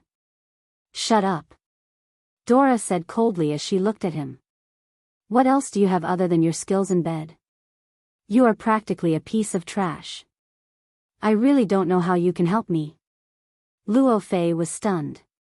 His face turned green and white as he stood there, not knowing what to do. Dora smiled faintly. "Sister Dora, don't be angry. Sheen won't be able to be smug for long. Why do you have to be angry at a blind person like her? Just wait and see. Things will definitely change when we reach Shattered Cauldron Realm." Can she really reach Shattered Cauldron Realm?" Dora sneered. Both Dora and Luo Fei were stunned, but they didn't dare to speak again. After all, Dora was temperamental, and no one dared to provoke her now. In the blink of an eye, the night passed. The early morning fog covered the surroundings of the harbor. There was no wind in the morning, and only when it was close to noon would the east wind blow away the fog, allowing the warships to move towards the other shore. Based on the current wind speed, it would take about a week to reach Shattered Cauldron Realm from Nine Dragons Port. The 10,000 soldiers of the Flowing Spirit Army had all arrived. However, Sheen had reappointed the Kiliarchs and rewarded them. These 10 Kiliarchs were considered to be obedient to her, and this army was basically under her sole control. On the main warship, there was a lifelike dragon head proudly facing the front. It was a dragon-headed warship, and it was also Sheen's ship. The waves flowed, and the sound of paddling could be heard. The warship was filled with food and water, and it left the harbor. The warship shuttled through the fog, and the cold morning fog soaked their faces. Sheen actually didn't look forward to this trip at all. Even she couldn't explain why she didn't look forward to this massacre. Perhaps she hated killing to begin with. Chapter 823. In Zhongnan City, there was an endless stream of vehicles transporting a large amount of resources out of the 8 wastelands and gathered with the civilians who were migrating outside the city. It was like a long black dragon on the snowfield. The cold wind was blowing, and people were coughing violently and shivering. However, no one complained as the enemy was approaching. It was useless to complain. Moreover, the migration was ordered by the Qin Emperor, Lin Muyu. With his prestige, no one would complain. Not only Zhongnan City, but the population of nearly 100 cities in the 8 wastelands were also migrating. There were 2 directions for migration. One was the Tongtian Gorge, and the other was the Yinzhong province. They had to leave the 8 wastelands within 7 days, or else they would be affected by the spread of the war. Lin Muyu and Tang Xiaoxi were very clear that the civilians were the foundation of the empire. As long as the people were still there, it didn't matter if the city was lost. They could still take it back in the future. Thousands of miles away from the 8 wastelands, the Tongtian Gorge was already in the mood of spring. The Tongtian Gorge was surrounded by high mountains, and it was like spring all year round. The environment here was much better than the harsh 8 wastelands. On the winding road, a group of cavalries galloped towards the hive at the back of God's capital. Lin Muyu, Tang Xiaoxi, and Qianfeng were among them. When they arrived at the hive, the garrison officer at the periphery saluted respectfully and ordered, "Torch, bring His Highness Yu and Princess Xi into the hive." Yes. Hundreds of soldiers from the Longdan army camp raised their weapons and torches and entered the hive to clear the way. Lin Muyu and Tang Xiaoxi also handed their warhorses to the guards and entered the hive. The hive was dark. The moment they stepped in, they could hear the sharp sounds of jia jia. Beneath their feet was the paved stone road of the Longdan army camp, which was much easier to walk on than the wet road before. Qianfeng remained silent, while the high-ranking demon generals behind him had mixed feelings. Each and every one of them sighed endlessly. This insect nest was originally a treasure of the demon race, a place that produced a large number of armor demons, winged people, and giant flying snakes. But now, the demon race was defeated, and the insect nest was occupied by humans. There were even many burn marks on the walls. What's going on? Lin Muyu pointed at the dust marks on the wall and asked. Fengshi cupped one hand in the other before his chest and said, "Your Highness, when we first occupied the Tongtian Gorge, there were still many armor demons incubating in the nest, so, in order to prevent them from harming the continent, we burned a lot of them. The armor demon eggs on the periphery have all been burned, but there are still some inside. It's just that these armor demon eggs haven't grown for half a year. I don't know what's going on." Qianfeng said calmly, "It just lacks the nourishment of blood." Nourishment of blood? Lin Muyu frowned and said, "Marshal Qianfeng, what's that?" Qianfeng took a deep breath and explained, "The creatures in the insect nest are basically bloodthirsty. They live on blood, so His Majesty the God Emperor sent a large number of living people into the insect nest, killed them, and buried them together, forming a corpse breeding ground under the insect nest. This corpse breeding ground is filled with rotten blood, and the power of the soul is also very strong. It's what the armor demons, winged people, and flying snakes need the most to hatch." Lin Muyu couldn't help but laugh. Such a cruel domestication method, using human lives to feed your beasts. Just based on this, your race is not worthy of being called the god race. shouldn't the gods be compassionate to the mortals? Qianfeng laughed at himself. I've never intervened in the matters of the insect nest, and I'm not qualified to intervene. It's all controlled by the sacred master. What's the point of your highness you blaming Qianfeng at this time? Yes. Lin Muyu nodded, looked at the wet moss on the ground, and said, is there any other way to provide nutrients for the insect eggs? Yes. Qianfeng said, the god race has been dormant in the Tongtian Gorge for tens of thousands of years. Relying on the protection of the canopy barrier, they've avoided the pursuit and surveillance of the god-level experts on the continent. During this time, we've been capturing wild beasts in the forest and mountain gorge. Wild boars, goats, and elks are all our hunting targets. Burying these prey alive in the insect nest can also form a corpse breeding ground. Although the effect is greatly inferior to that of humans, it can still be used to hatch these creatures from another plane. Lin Muyu's eyes lit up. This is feasible. There are many forests in the Tongtian province, and it won't be a problem to send troops to hunt wild animals. Moreover, we have quite a number of livestock. Your Highness, you really wants to reopen the insect nest? You've seen the power of the Dragon Knights. Our magic crystal cannons and magic crystal crossbows are useless against them. Perhaps the giant flying snakes will be a solution. You and I have both seen the power and size of the giant flying snakes.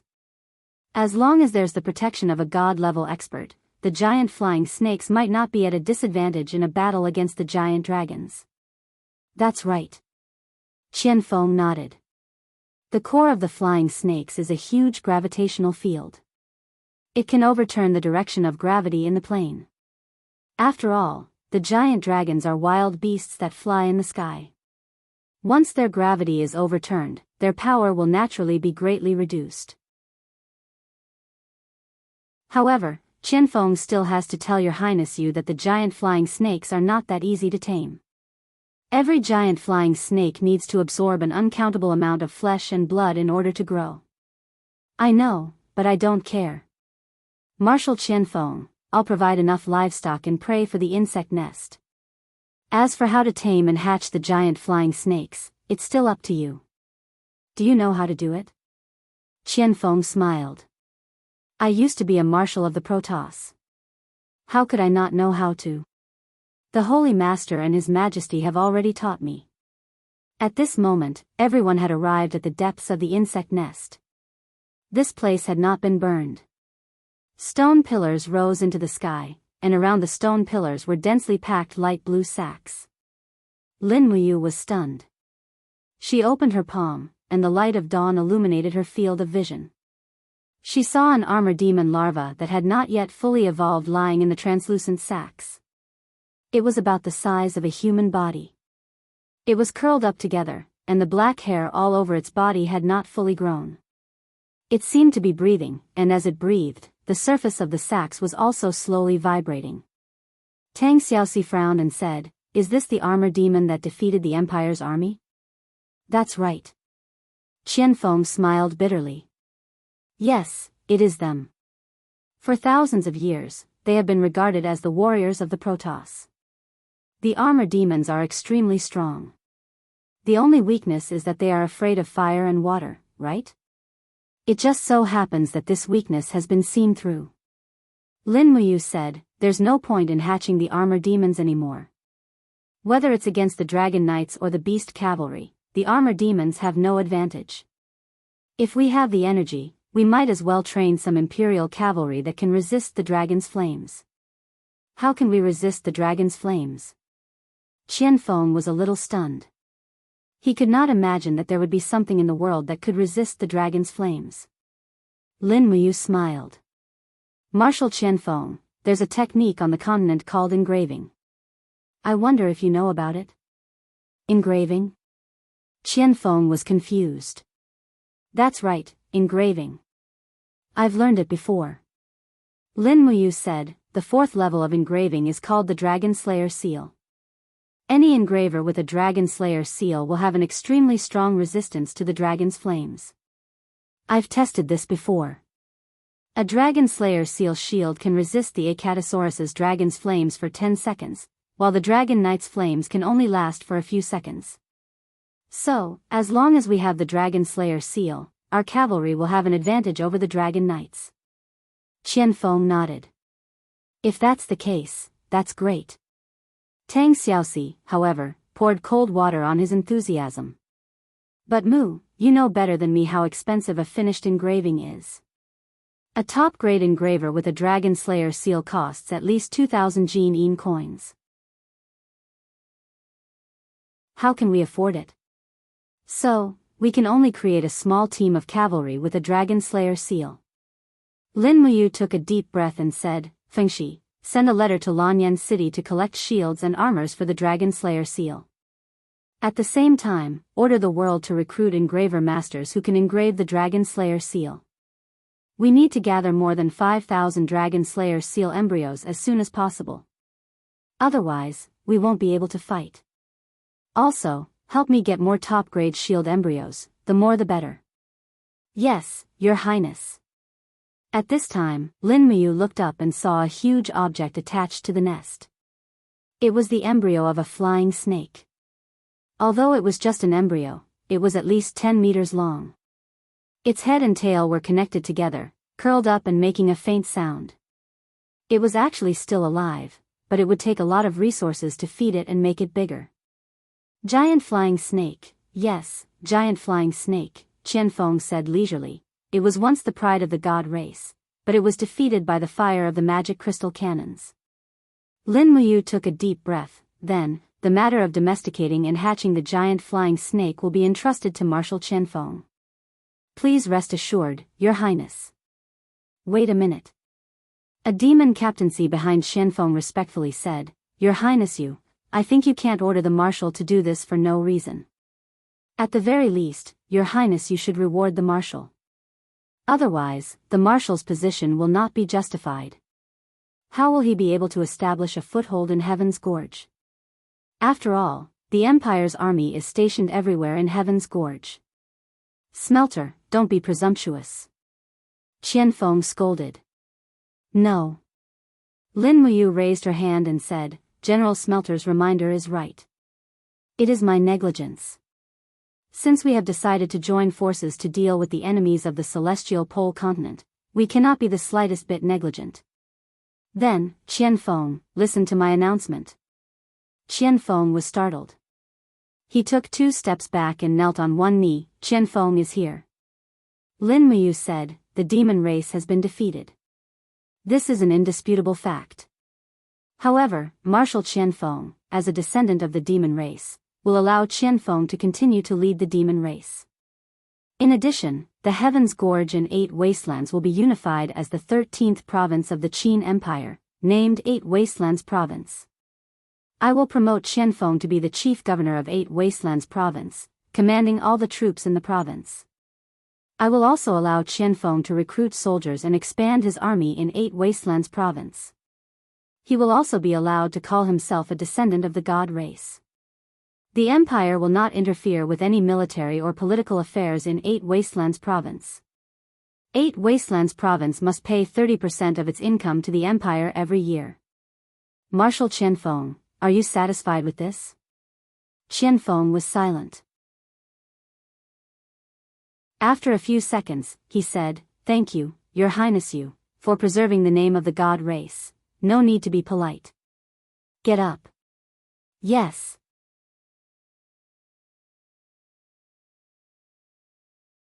Chapter 824. On the 6th of April, the snow on the 8 wastelands melted, and warm spring finally arrived. In the distance, an endless stream of imperial troops entered the 8 wastelands and stationed themselves in Zhongnan City and other cities. The commander of the Iron Blade Army, Luo Xian, personally led 150,000 soldiers to assist the Longdan army camp in defending the 8 wastelands province. The shouts of men and neighs of horses could be heard, and the banners covered the sky. The military's might was at its peak. The Iron Blade Army was the most powerful army in Cloud Province, and they were also the guardians of the northern gate of the Empire. The arrival of the Iron Blade Army undoubtedly calmed the hearts of the 100,000 warriors of the Longdan army camp. Lin Muyu arranged for Luo Xian to defend Zhongnan City, while she and Tang Xiaoxi led elite troops to defend a county city to the east of Zhongnan City. They formed a triangular formation with Zhongnan City and Sanguan, ready to receive the arrival of the Longji army at any time. However, the Longji army did not seem to want to attack the Eight Wastelands at all. They had been lying dormant in the northern polar region for a long time without making any movements. They were waiting for the arrival of the Maritime Expeditionary Force. Lin Muyu and Tang Xiaoxi were well aware of this, but there was nothing they could do. In the end, it was still a bit difficult for the millions of soldiers of the Empire to defend the entire territory.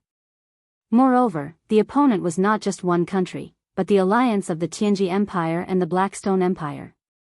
At dusk, the flames of war swirled in the sky above the dragon-shaped island. After 3 days of continuous fierce fighting, both sides suffered heavy losses.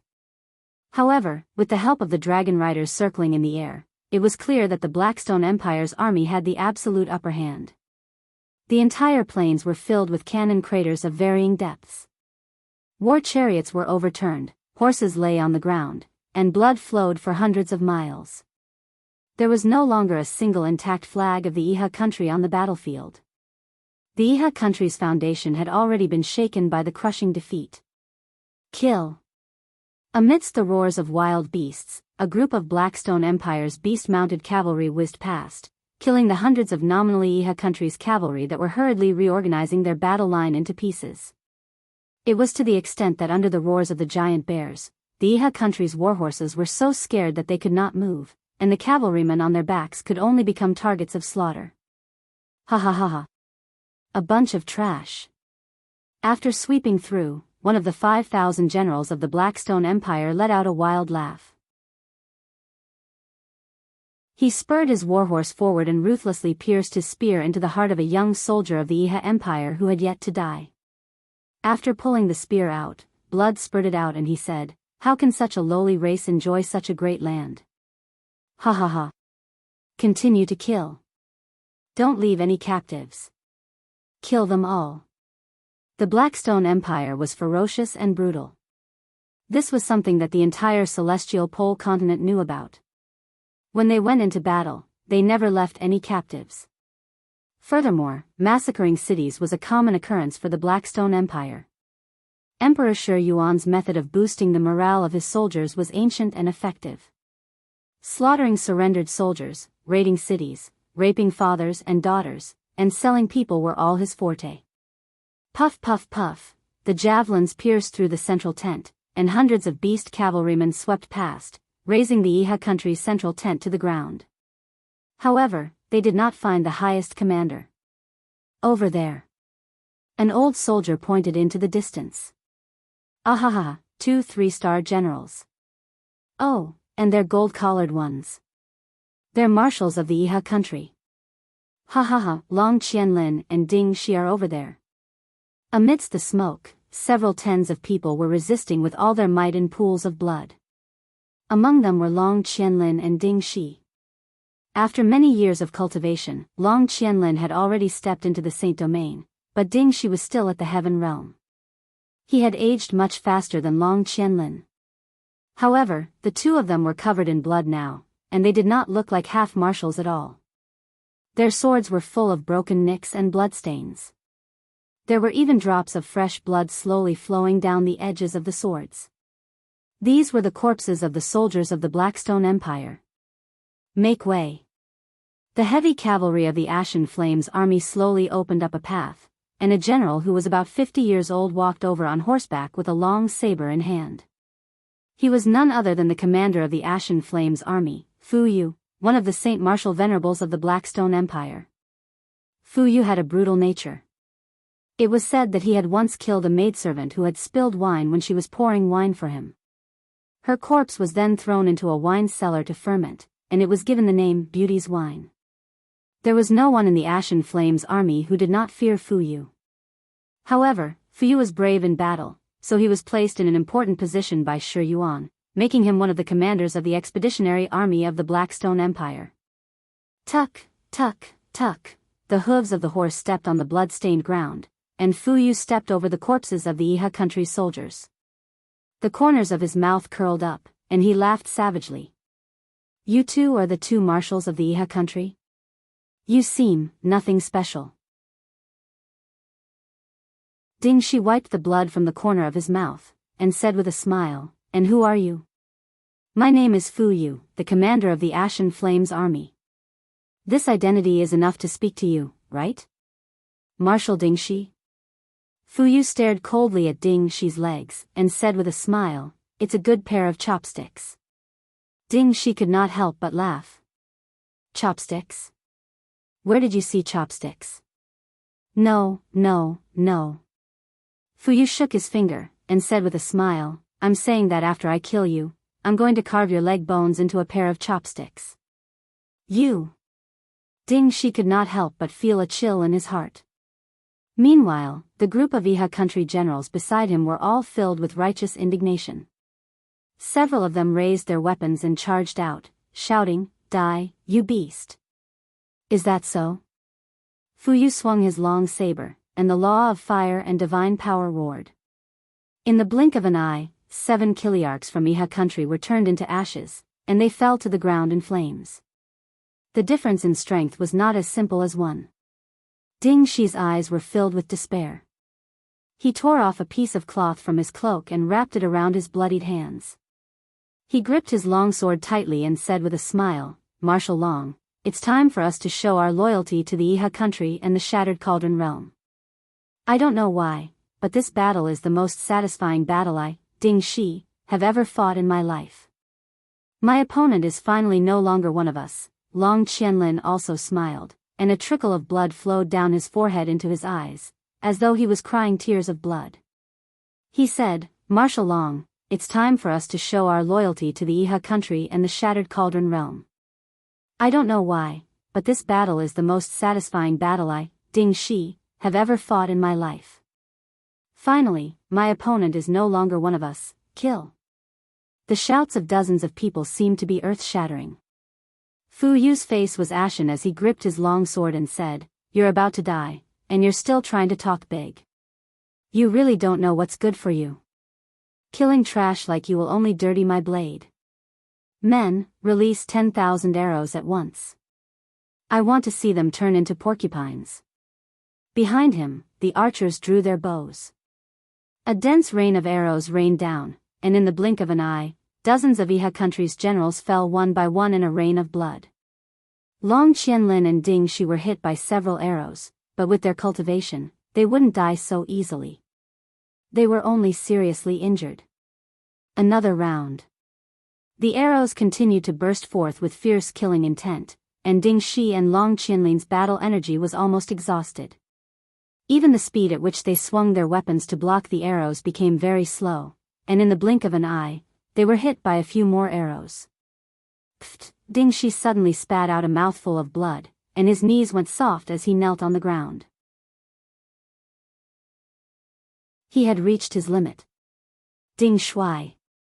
Long Qianlin hurriedly supported his arm and said, How are you? Ding Shi's face was covered in blood, but he smiled and said, I saw it. What did you see? Long Qianlin was stunned. Ding Shi blankly looked at the sky and murmured, I saw thousands of miles of rivers and mountains. I saw a throne surrounded by hundreds of dragons. I saw the world being unified. I saw peace. I saw tranquility. I saw 10 mu of fertile land and a peaceful life that I promised my wife. I saw dogs barking. I saw good people no longer crying, but I can't live to see that day. Long Qianlin's nose turned sour, and tears mixed with blood flowed down.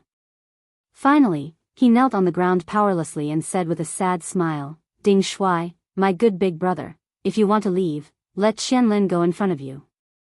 Thank you for correcting my evil heart for so many years. Thank you for treating me like an elder brother. With that, Long Qianlin forcibly gathered the last of his strength, tightly gripped his long sword, and rushed toward his opponent. There was no fear on his face as he roared, Even if my country perishes, my heart will not die. You bandits must die. PFFF PFFF PFFF. Dozens of sharp arrows shot into his body, but Long Qianlin didn't stop. He rushed toward his opponent with blood all over the ground, roaring, Big brother, I'm going first. You're courting death. Fuyu laughed coldly as he urged his horse forward, and his saber lightly pressed against Long Qinlin's heart-protecting mirror. Bang! The heart-protecting mirror split open, and the tip of the saber pierced into his flesh. It pushed an inch by inch until the edge of the saber pierced straight through Long Qinlin's heart. Fuyu roared furiously as the edge of the saber pierced through his body, and he forcefully raised Long Qinlin's body into midair as he roared furiously. This is the consequence of going against the Dark Stone Empire. Turn into ashes. The edge of the longsword suddenly spun rapidly, and flames sprayed out. In the blink of an eye, Long Qinlin's corpse had already turned into minced meat and ashes. Fresh blood splattered on every soldier of the Ashen Flame Legion, but they seemed to thirst for this fresh blood.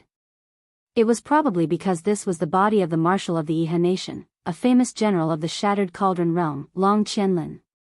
Ding Shi knelt on the ground, watching the scene of Long Qinlin's tragic death in the distance.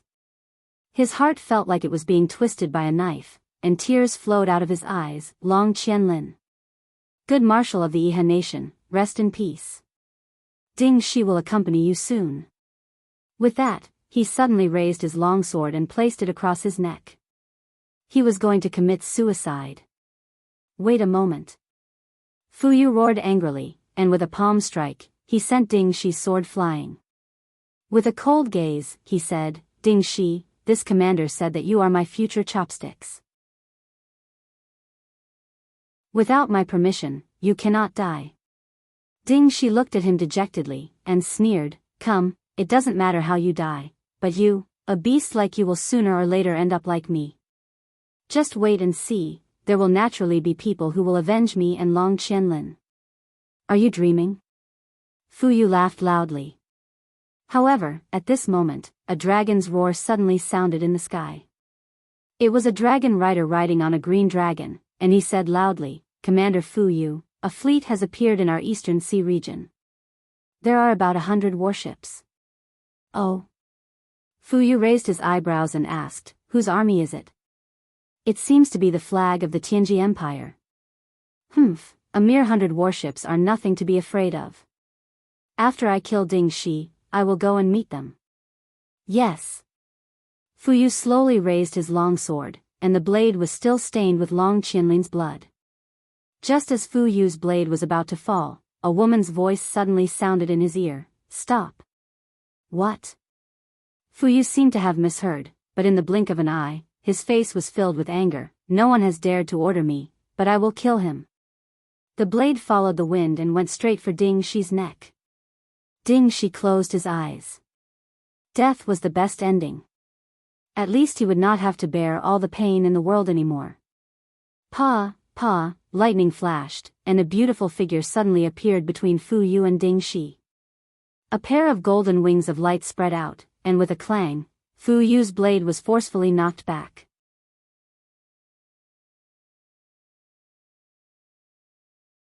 Chapter 825. Who are you? Fuyu looked at the girl in front of him in shock. Her eyes were tightly shut, but her eyebrows were like a brush stroke.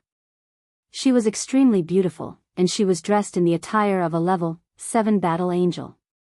The girl didn't look at him and said indifferently, don't kill him. Why?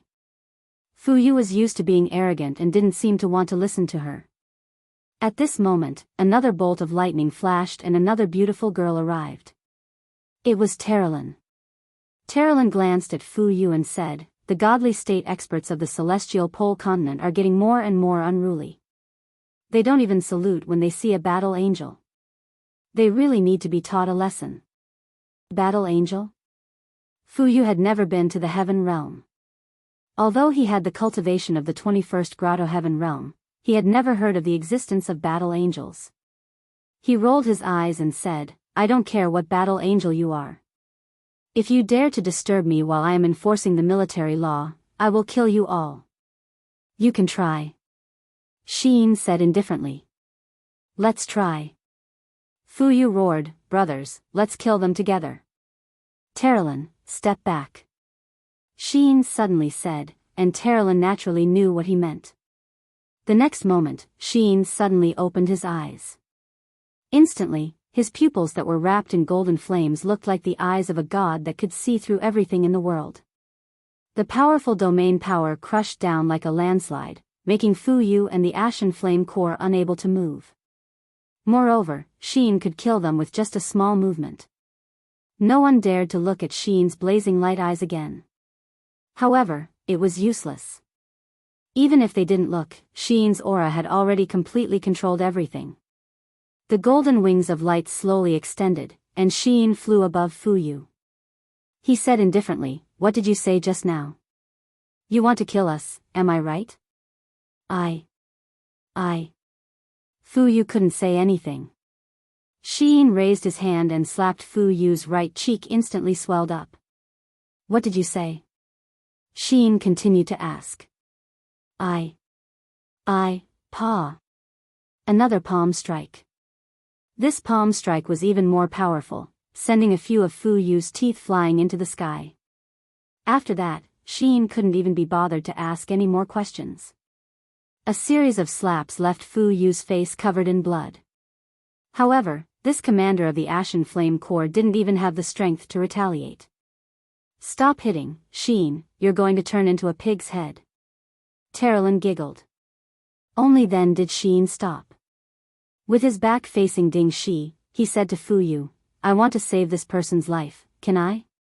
Fu Yu's face was ashen. Yes. Sheen lowered his head and slowly closed his eyes. The moment the blazing eyes closed, he finally felt as if he had just walked through purgatory. The Sheen in front of him had also turned into a pure and cute girl from the immortal world. It was as if he had been dreaming.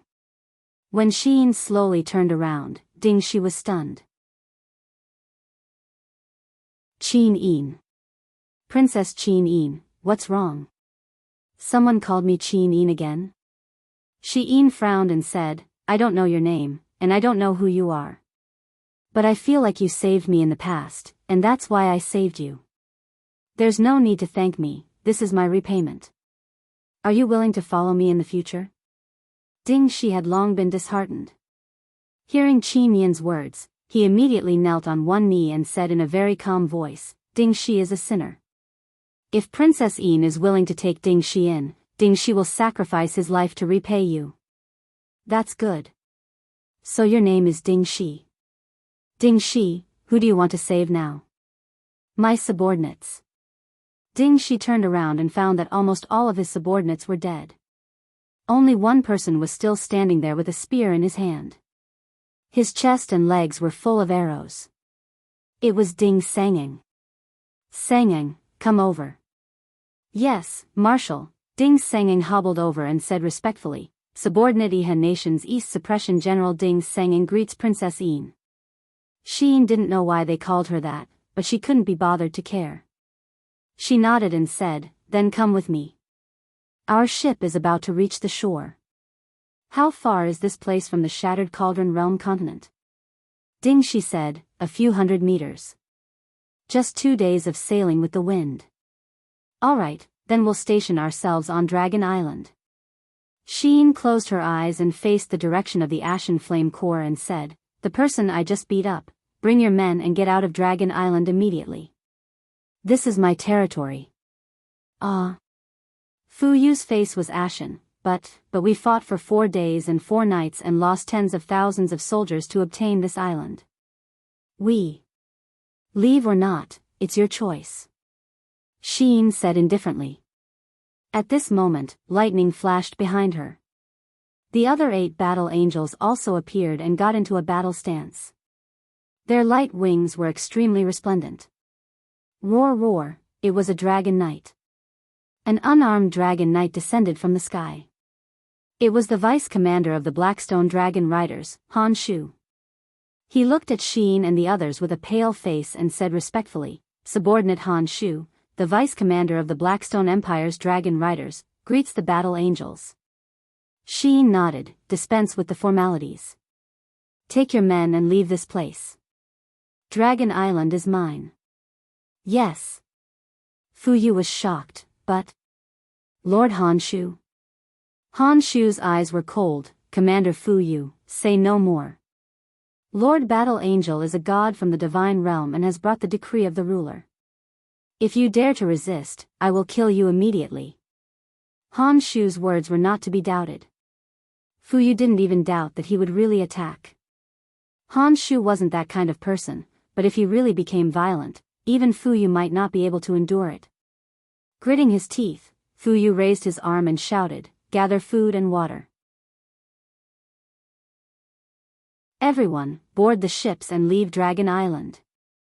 Han Shu respectfully cupped his fists at Sheen and the others. "Then, this subordinate will leave. Lord Battle Angels, if you have any instructions, please let me know. This subordinate will definitely get it done."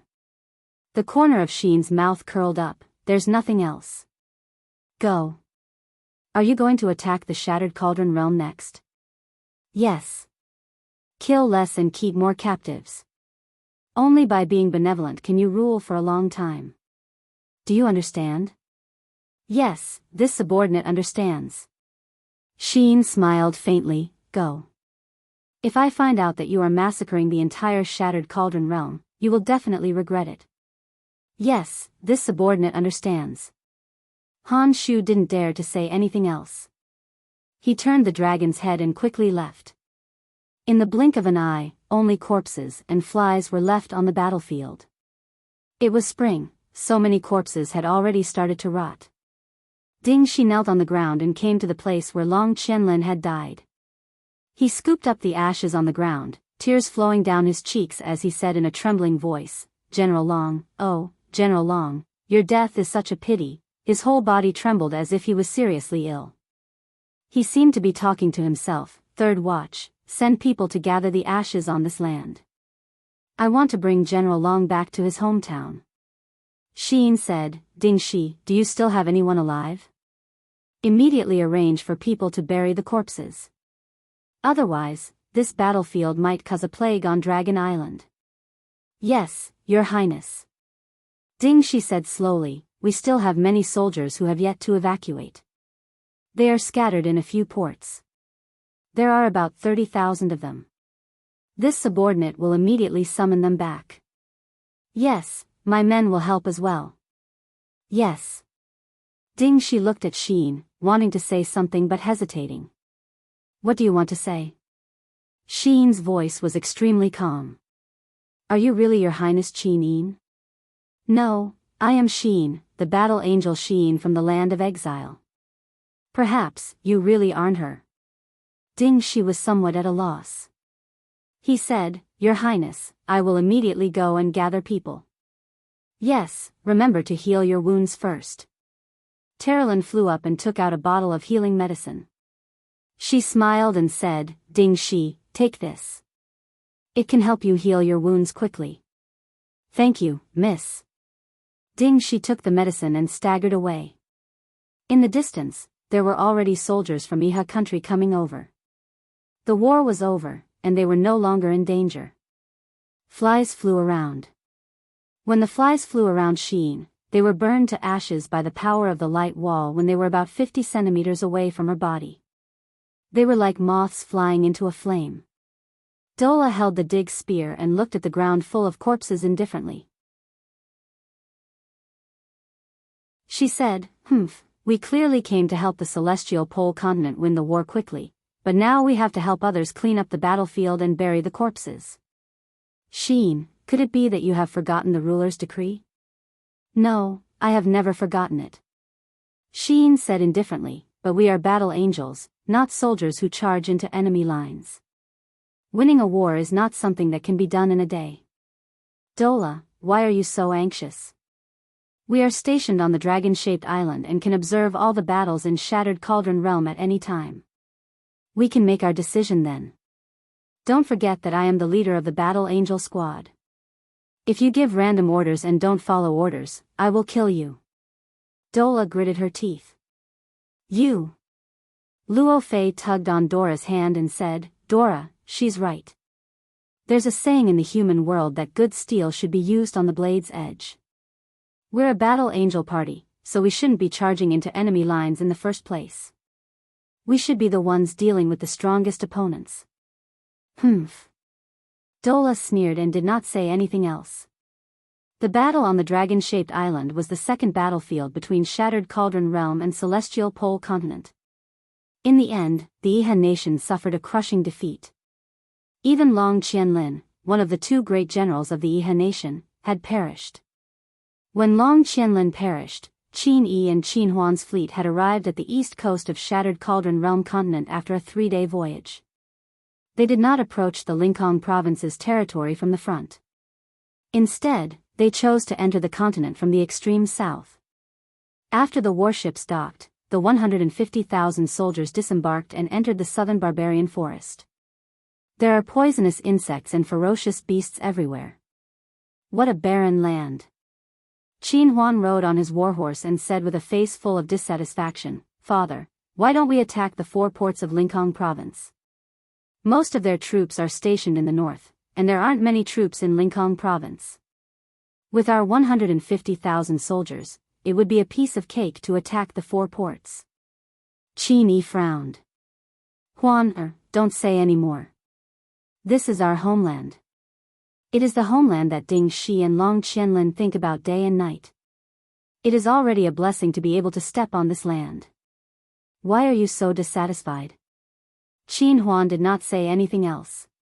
However, no one knew that Long Qianlin would never be able to step on the land of his homeland again.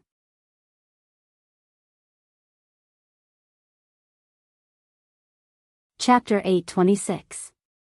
What? Long Qianlin is dead. 3 days later, in the Deerhorn County Government Office. When Lin Muyu received the news of Long Qianlin's death, he was extremely shocked and accidentally knocked over the cup on the table, causing the hot tea to spill all over the floor. Wei Chou dusted off the rain on his armor and hung his raincoat at the side. "That's right, I just received Yu's letter. The Blackstone Empire's Ashen Flame Army and Sea Mountain Army had a total of 300,000 soldiers attacking the Dragon Island. Both sides fought for 4 days and 4 nights on the plains of the island. Almost none of the 200,000 soldiers from the Iha country survived.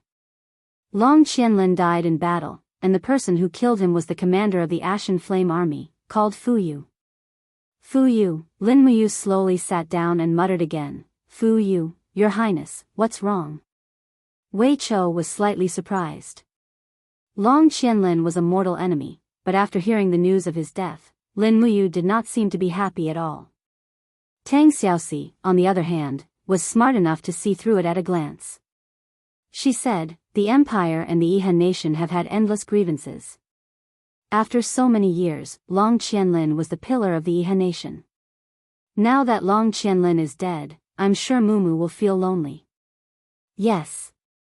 Wei Chou nodded and said, "Your Highness, according to the descriptions of the survivors, Long Qianlin was still laughing at the moment of his death, saying that he was not fighting against his own people, and that he fought to his heart's content." "Is it?" Lin Muyu frowned, "But he died a humiliating death. Long Qianlin should not have ended up like that. Fu Yu does not have the qualifications to kill Long Qianlin. It is truly like a dragon swimming in shallow water being toyed with by shrimps." "Fu Yu," Tang Xiaoxi said, "Mu, you want to take revenge for Long Qianlin?" "No." Lin Muyu shook her head. "Once the Blackstone Empire's army occupies Dragon-shaped Island, their next target will definitely be our empire's mainland.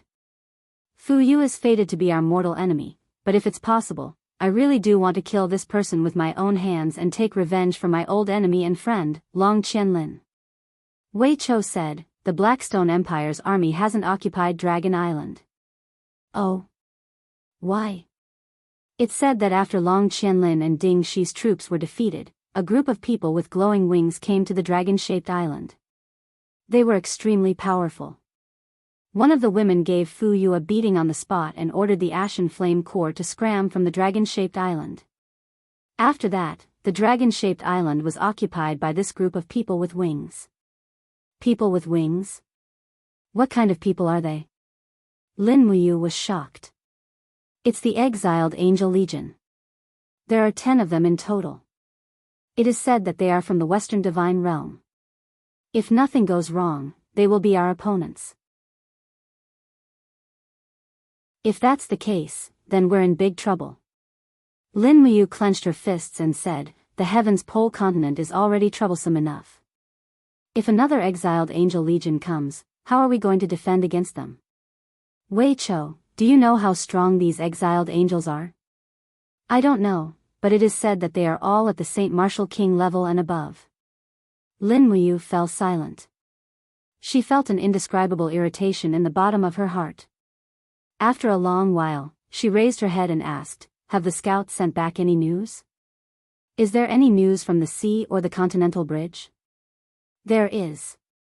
Wei Chou cupped his fists and said, the Tianji Empire has sent out the Long Ji Army and the Flowing Ji Army, a total of about 400,000 soldiers. They are separated into more than 190 warships and have already entered the Blue Wind Sea domain last night. This is also equivalent to entering the Empire's territorial waters. However, the strange thing is that they did not immediately launch an attack. Instead, they stayed on the surface of the sea, as if they are waiting for something. What about the Blackstone Empire's army? They are heading in the direction of the Sky Province. According to our calculations, they should be arriving at the Sky Province's territorial waters at this time. Then, they should be making their move now. Lin Muyu took a deep breath. The Tianji Empire and the Blackstone Empire have joined hands to attack the Shattered Cauldron Realm. This war should have already begun. It's just that we, who are in the Eight Desolates province, do not know about it. Then what should we do? Wei Chou was stunned. It's fine. Blue Wind Port has Big Brother Feng and the Navy Commander Bailey Tsung guarding it. They won't be defeated so quickly. Moreover, they have Dragon Knights, while we have magic crystal cannons. This war will be fought. What I am worried about is the Sky Province. The Sky Province is only guarded by the Marquis of the Tranquil Sea, Yao Yuan's army. It's impossible for them to be a match for the 300,000 soldiers of the Blackstone Empire.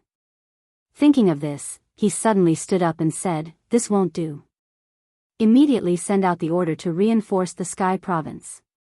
Order Su Jiantao to directly lead the Five Valleys City's army to reinforce the Sky Province. Do not delay for even a moment. Yes. Cursed battle. There won't be too intense a naval battle in the Sky Province. They will come ashore. Yes, Wei Chou's expression was a little gloomy.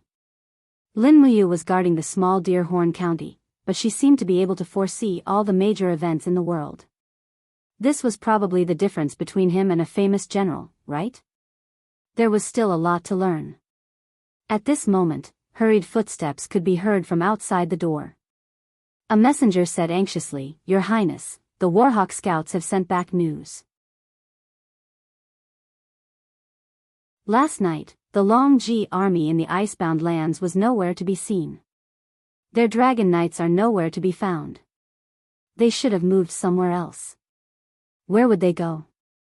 Wei Chou was stunned. Lin Muyu's heart was in a mess. She said, Who is the commander of the Long Ji army? Wei Chou said, It's their commander, Fang Lan. I've spied on Fang Lan before. He definitely wouldn't have such a strategy. Lin Muyu immediately denied and said, What are our spies doing? Who else would attack the Shattered Cauldron Realm together with the Long Ji army and the Flowing Wind army? For example, strategists. Wei Chou was stunned. There are quite a lot of strategists. The Marshal's office of the Tianji Empire has a total of 10 strategists. The most famous one is called Gong Shengming. Yes, it's this person. I heard that he came with the commander of the Flowing Wind army, Castor. Gong Shengming? Lin Muyu's palm landed on the table lightly. Find a chance to assassinate this person. Oh, Wei Chou was a little stunned. He had never seen Lin Muyu act like this. She had never planned to assassinate the opponent's strategist before the battle even started. Shao Shi. Lin Muyu looked at the beautiful young lady beside her and said, Deerhorn County no longer needs us. Let's go to Blue Wind Harbor. If there are no accidents, there will definitely be a huge battle there. Yes. Tang Xiaoxi nodded. In the blink of an eye, the two of them had already flown out of Deerhorn County, leaving Wei Chou and Fengxi dumbstruck. Dong dong dong dong, 2,000 to 400 kilometers away, the sky above Blue Wind Harbor reverberated with the deafening sound of war drums. The sounds of the war drums became more and more intense, which also proved that a battle was about to begin. In the harbor, battleships sailed into the sea after replenishing their supplies. Every battleship had a dark blue flag of the Purple Yinhua Empire. This flag that had lasted for tens of thousands of years still fluttered in the sky above the Empire's territory. However, no one knew how long this history would last. Huge battleships entered the inner sea one after another. The waterline was very deep, the parapet was high, and the outside of the parapet was cast with iron sheets. Every battleship cost a lot of money and had not been tested in battle. No one knew if these battleships, which were regarded as the Empire's king's battleships, would be able to achieve great feats. On the main battleship, the parapet was a full 3 meters tall. The bow of the ship was a defensive body wrapped in thick iron sheets. The tip of the ship protruded like a dragon's tooth and was forged with white diamond. This allowed the battleship to not be at a disadvantage when colliding with the opponent. On the deck, Feng Jixing held a long blade in his hand. He was tall and straight, and he had the demeanor of a king. His eyes were looking at the indistinct figures of the opponents in the distance. Those were the troops of the Tianji Empire. How are the preparations going? He nodded and asked, as if he did not want to get an answer at all. Beilitsang said respectfully, Your Highness, a total of 500 battleships are ready. In addition, there are also 1,100 iron-skinned battleships, 1,500 Liaotsang warships, and 2,700 barges.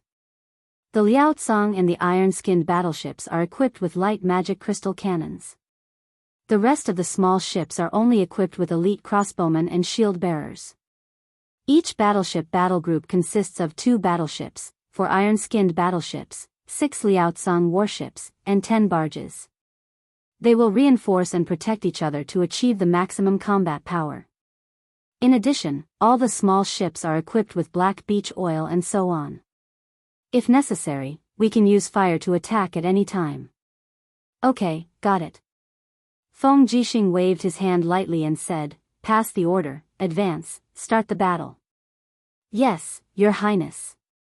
The sound of the war drums suddenly stopped and paused for 2 to 3 seconds after 3 rapid beats of the drums. Then, there were 3 more beats of the drums. This was the order to attack.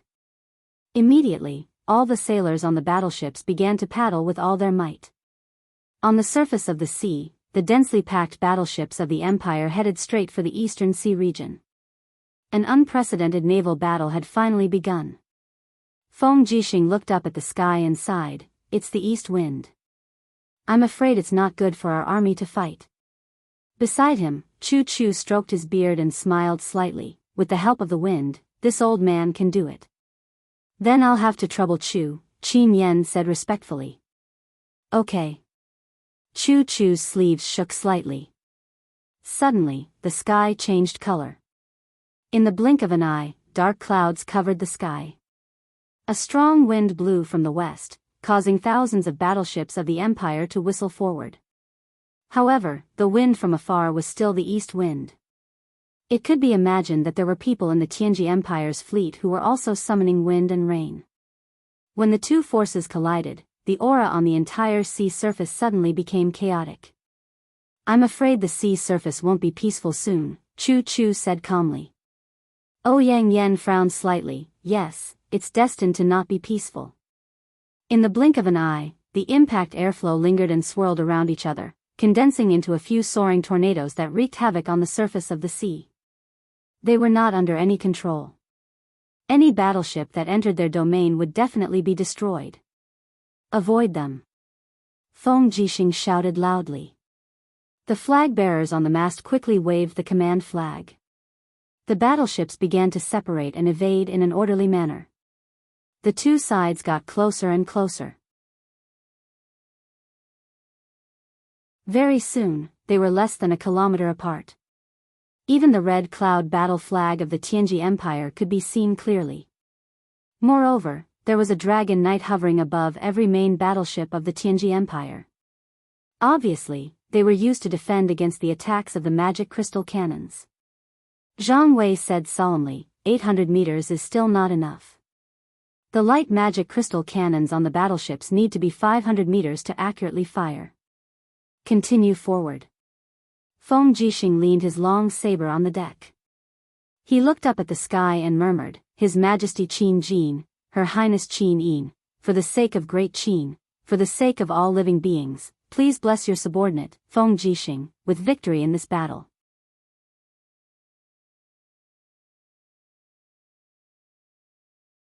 Chapter 827. However, before the Empire's warship could approach within 500 meters of them, the other party had already made a move. The Dragon Knights above the Tianji Empire's warship that was at the forefront displayed their respective abilities. Over a dozen of them activated their divine power at the same time, and the sky immediately darkened. Almost all of them were Saint Martial King realm experts. In the blink of an eye, the sea in front of them began to surge upwards, as if something was stirring. What happened? Feng Jixing was shocked. They're going to attack first. Zhang Wei's face was aghast as he shouted, Helmsman, turn left, quick. Dodge their attacks from the depths of the sea. The helmsman hurriedly turned the wheel. Just at this moment, a loud pen. In a single exchange, at least 20 Imperial warships had been wiped out. The air was piercingly cold, and the dimensional wind blades from different dimensions were wreaking havoc. The warships of the Empire were still being damaged, and almost all the soldiers were scared out of their wits. Only now did they realize that they were not fighting mortals, but gods. How infuriating! Feng Jixing was so angry that the veins on his face bulged. He abruptly leaped out of the warship and waved his two sabers in the air.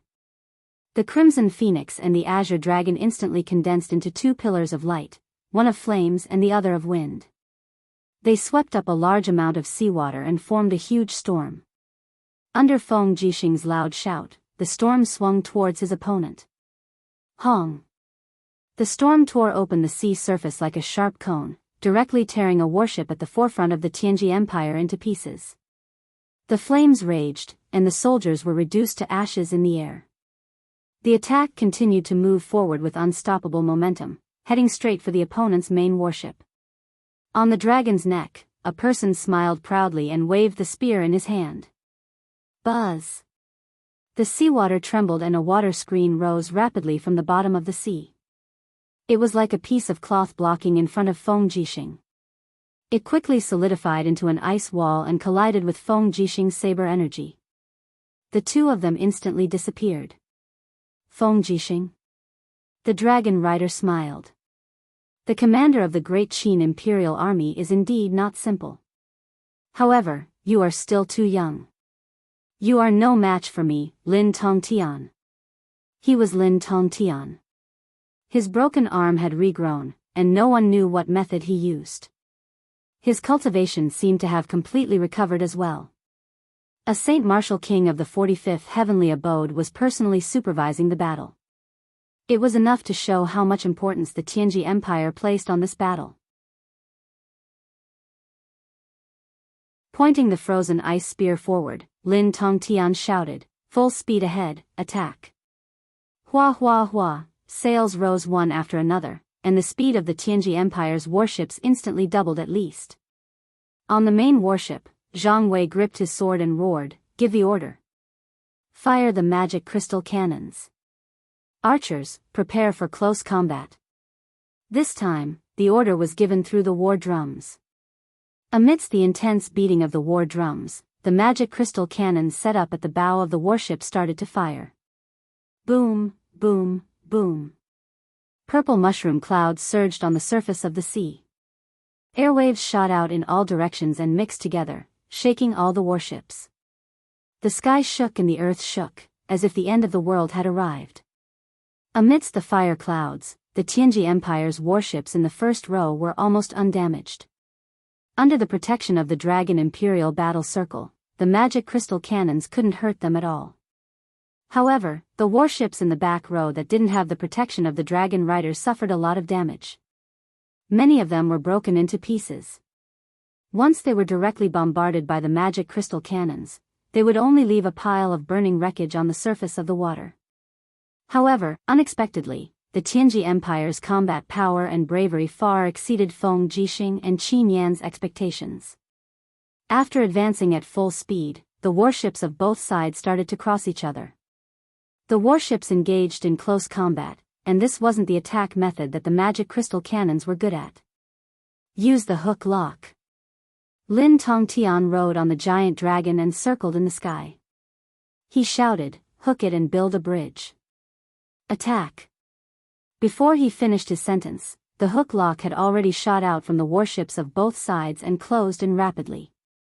Meanwhile, the parapet of the Tianji Empire's warship stretched out wooden sticks to block the hook lock, preventing the opponent from getting close. Wooden planks flew up and were placed between the two warships. In the blink of an eye, the soldiers of the Tianji Empire rushed over with their steel knives. Get lost. A chiliarch of the Qin Empire waved his long knife, and his fiery fighting energy whizzed out, slashing 3 enemies to the bottom of the ship. However, he didn't have the time to wave a second time. An ice ray fell from the sky. Pfft! The ice-freezing spear pierced through his chest, and the spearhead even pierced into the deck.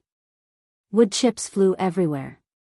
Lin Tongtian, who was in the air, raised his hand and withdrew the spear. The spear flew back quickly. Release the arrows. The 10-man captain on the warship was trembling all over, but he still commanded loudly. The soldiers all fired their arrows. However, how could the arrows of mortals penetrate Lin Tongtian's protective divine power? Moreover, there was also the dragon defense spiral.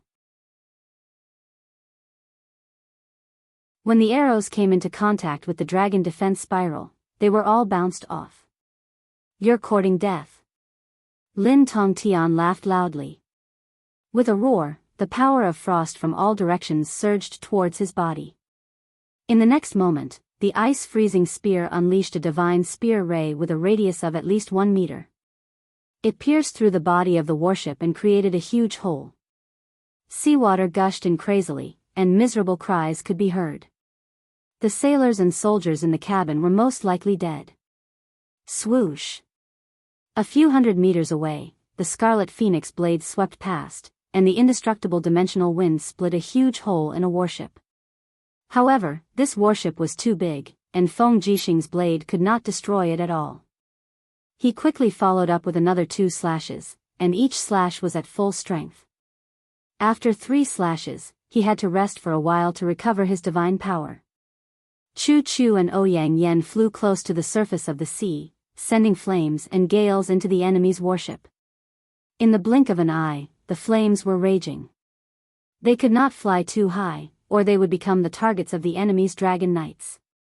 After all, with Lin Tongtian and Su Chuan, the 2 great dragon knights, the control of the air was clearly not in the hands of the Qin Empire. The flames on the surface of the sea soared into the sky, and both sides fell into a chaotic battle. The magic crystal cannons on the warship fired every few minutes, and it did not distinguish between friend and foe. At this moment it was difficult to distinguish between friend and foe, and they could only try their best to kill the enemy. The debris of the warship was everywhere on the surface of the sea, and the screams and howls of soldiers could be heard everywhere. However, neither side retreated. This was the first battle, and it was also a battle with far-reaching significance. Whoever lost would be passive in the following battles. Bang! The collision of the fortress ship split an iron-skinned battleship of the Tianji Empire into 2. Zhang Wei stood on the ship, covered in blood from head to toe. The saber in his hand was wreathed in flames. Then, he roared, "Keep rowing. Charge forward at full speed. Destroy their flagship. Archers, aim at the nearest dragon knight, and switch to white diamond arrows." Zhang Wei saw clearly that the dragon knight did not know how to use the dragon defense spin, and his mount's abdomen was already injured. It seemed to have been attacked by a spear, and blood was flowing. Pft, pft, pft. the archers on the main warship of the Qin Empire were all elite archers selected from the Imperial Army, and their arms could release 250 pounds of force. Coupled with the sharpness of the white diamond arrowheads, most of these arrows pierced through the dragon's armor, and the whole arrow shot into the dragon's abdomen. In an instant, the dragon could no longer fly, and it fell into the sea with a cry. On the dragon's back, the young dragon knight's face was covered in blood. He waved his dragon spear angrily and shouted, "Bastards, I will kill you all." Pung! As soon as he raised his head, a shield hit his face. It was the heavy shield in Zhang Wei's hand. In an instant, the young dragon knight was already dizzy. He was only at the Holy King realm, and after being seriously injured by the cannons and arrows, he could no longer maintain his strength after being hit by Zhang Wei. Die! Zhang Wei raised his blade horizontally, and a head flew up. No one would have thought that the first dragon knight on the battlefield would be killed by Zhang Wei. Continue to rush forward. Zhang Wei raised his blood-stained blade horizontally, stood on the dragon's body, and pointed to the front. Cut their flagship at the waist, quickly. But suddenly, a powerful flame fell from the sky. It was Su Chuan. Almost using all his divine power, Su Chuan's attack penetrated the entire fortress ship in an instant. The flame of the muddy fire blade surged, burning all the soldiers on the warship into ashes, and the whole ship was also burning quickly. Zhang Wei was completely stunned, and endless hatred surged in his eyes. B*****, bang! With a loud sound, a fortress ship in the distance launched the magic crystal cannon. It just so happened that the Tianji Empire's flagship did not have the protection of the Dragon Knight, and it was instantly turned into ashes by the magic crystal cannon. The powerful shock wave of the flames swept over, and Zhang Wei's body fell into the sea, sinking continuously. But in the chaotic battle, no one could take care of each other, and no one knew whether he was dead or alive. The battle lasted for nearly 4 hours in the blink of an eye, and the sea became purgatory on Earth. Ignite the black beach oil, and hit their ships. No one knew who shouted like this, and suddenly, the ships of the Qin Empire were ignited in flames, rushing into the enemy's fleet from all directions, and the fire kept splashing. This tragic sea battle made many parents lose their sons, and many wives lose their husbands.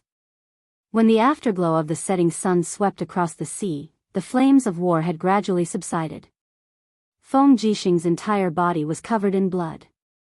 The 2 sabers in his hands looked as though they were fished out from a pool of blood. He sat dejectedly on a warship that had a huge hole in its deck. He looked at the Tianji Empire's warships that were retreating into the distance. They still had at least half of their strength left. As for their side, it was obvious that they didn't have much left. The attack of the Dragon Knight's dragon breath was simply the nemesis of the fortress ship. Zhang Wei, General Zhang Wei. A soldier shouted from the side, and someone saw Zhang Wei's body floating up from the sea. Chu Chu floated down, carried Zhang Wei's body, and said, "He's still breathing. Where's the military doctor? Hurry up and treat him. He can still be saved." Feng Jixing wiped the blood that had seeped into his eyes in a pathetic manner. "Your Highness, Prince Xian." Qin Yan said from behind, "Are we retreating back to Blue Wind Port?"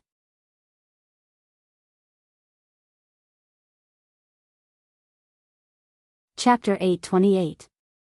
The tragic naval battle lasted for nearly 5 hours.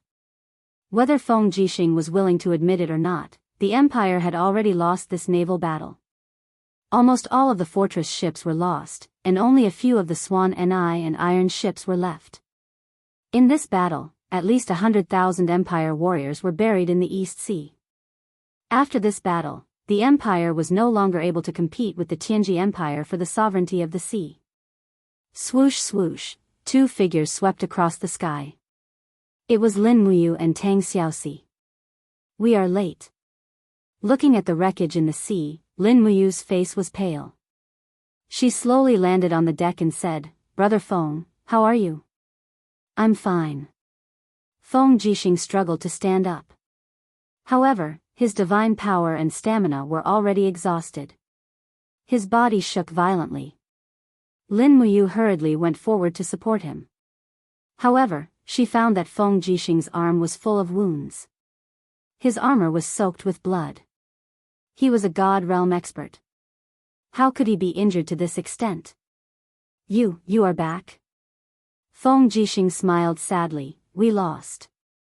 Lin Muyu furrowed his brows and said, the Tianji Empire used a portion of the Longji army's forces as a decoy to pin me and little Shi down in the 8 wastelands. We miscalculated, this is my fault. Feng Jixing shook his head slowly. No, you did nothing wrong. I am useless. I actually lost this battle so thoroughly. Stop talking. Hurry up and rescue the soldiers who fell into the water. Save them in time. Okay. It was not until late at night that the battered fleet returned from the East Sea. They rescued all the people who could be saved.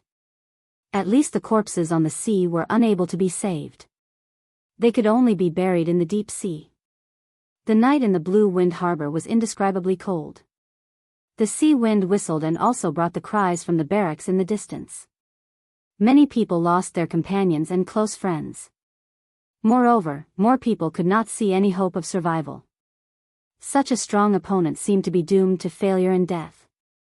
The morale of the army is in chaos. In the central tent, Feng Jixing said in a low voice with a tired expression. Lin Muyu remained silent. After a while, she stood up and said, since we can't win a naval battle, we'll have to prepare for a land battle. Pass down my order. All the legions are to rest for 3 days and prepare for battle. Are the battle statistics not done yet? A clerk said respectfully, yes, Your Highness. Read. Yes. The clerk's hand that was holding onto the book slightly trembled as he said, this battle was named the Blue Wind Sea Battle. Our army had 281 ships sunk and 74 damaged. 743 ironclad warships had been sunk and 198 damaged. 11 Taowu warships had been sunk and 27 damaged. 1747 ships had been sunk and self-destructed, and 114 ships had been damaged. Lin Muyu's heart sank. She felt a little dizzy. She raised her hand and said, continue reading, the number of casualties. Yes. The clerk's voice became much softer as he said, in this battle, 7 captains and 84 kiliarchs were killed. The total number of dead soldiers is more than 145,000, 70,000 wounded, and about 300 captives. The battlefield is too chaotic, so these records are only estimates and cannot be completely confirmed.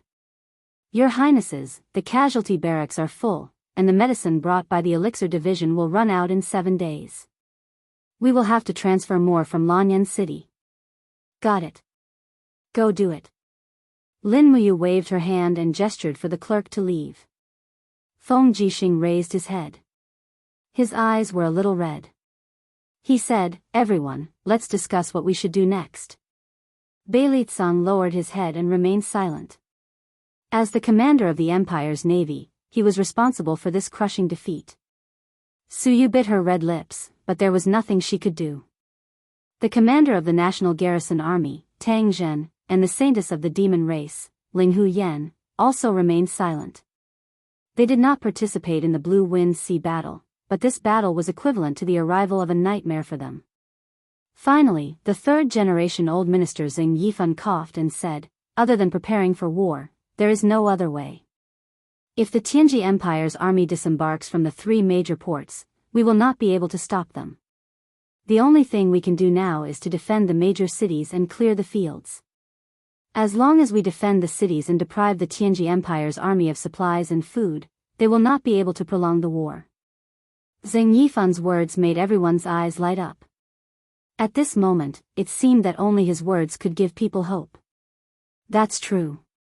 But if the Tianji Empire's army disembarks and they want to attack any of the cities, with the power of hundreds of dragon knights, I'm afraid we will not be able to defend any of the cities in the 3 northern provinces. Feng Jixing said indifferently, which also poured a bucket of cold water on everyone's hope. Linghu Yan looked at Lin Muyu and asked, Your Highness, you do you have any ideas? Lin Muyu's mind was in a mess. No. Is there any news from the Seven Seas province? Not yet. Su'er said, even if there is a war there, it will take at least 2 days for the news to reach us. Is there any news from the Tianji Empire's main fleet? Lin Muyu asked again. No. Suyu shook her head again. The Warhawk scouts we sent seem to be in danger. It's easy for a dragon knight to kill a Warhawk scout. Maybe we shouldn't have sent scouts to spy on the military. They're just going to die in vain. Lin Muyu was silent for a while, then said, all right, go back and rest. Tomorrow morning, the army will break camp and return to Winter Frost City. Yes. It seemed that there was no better way than this. The next morning, when Tang Xiaoxi opened the door to Lin Muyu's room, she was shocked by his appearance. His eyes were bloodshot, and his expression was dejected.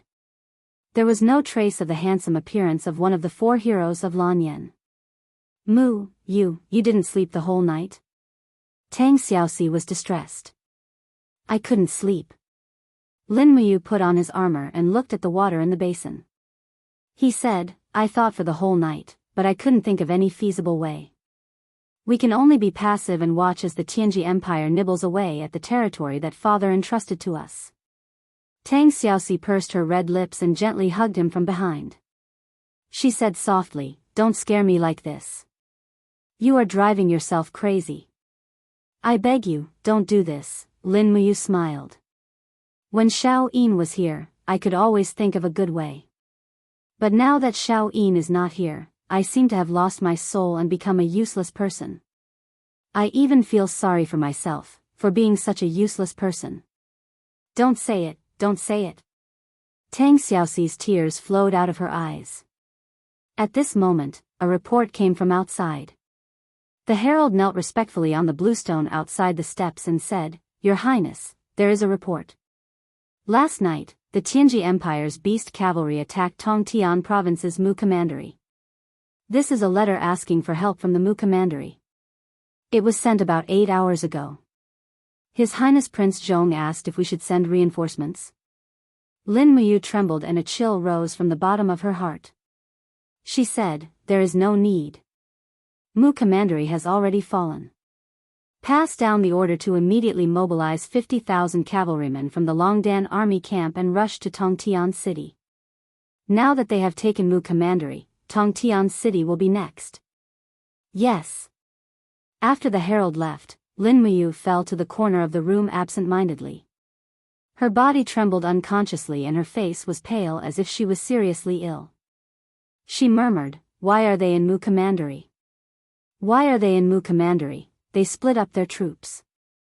Tang Xiaoxi bent down and hugged her pitiful lover. She said, from the beginning, they have decided to split up their troops to open up Tongtian province. Lin Muyu's eyes were blank. We can't lose Tongtian City. Once we lose Tongtian City, the hub of the 4 provinces in the north and south will be cut off. The eastern territory of the empire will be finished. We can't lose it, we can't lose it. Xiao Shi, prepare the horses. We will go with the Longdan army camp to reinforce Tongtian City. Maybe we can make it in time. Tang Xiaoxi's eyes were gentle, but when she looked at Lin Muyu's appearance, she felt as if a knife was twisting in her heart. The disparity between the strength of the enemy and her side almost made her collapse. A spring rain fell on the eastern territory of the empire. The city of Mu Commandery was full of pear blossoms, as bright and beautiful as fireflies in the daytime. But other than the fragrance of pear blossoms, there was also a faint smell of blood in the air. It was the smell of slaughter. Even the pear blossoms on the roadside were splashed with scarlet.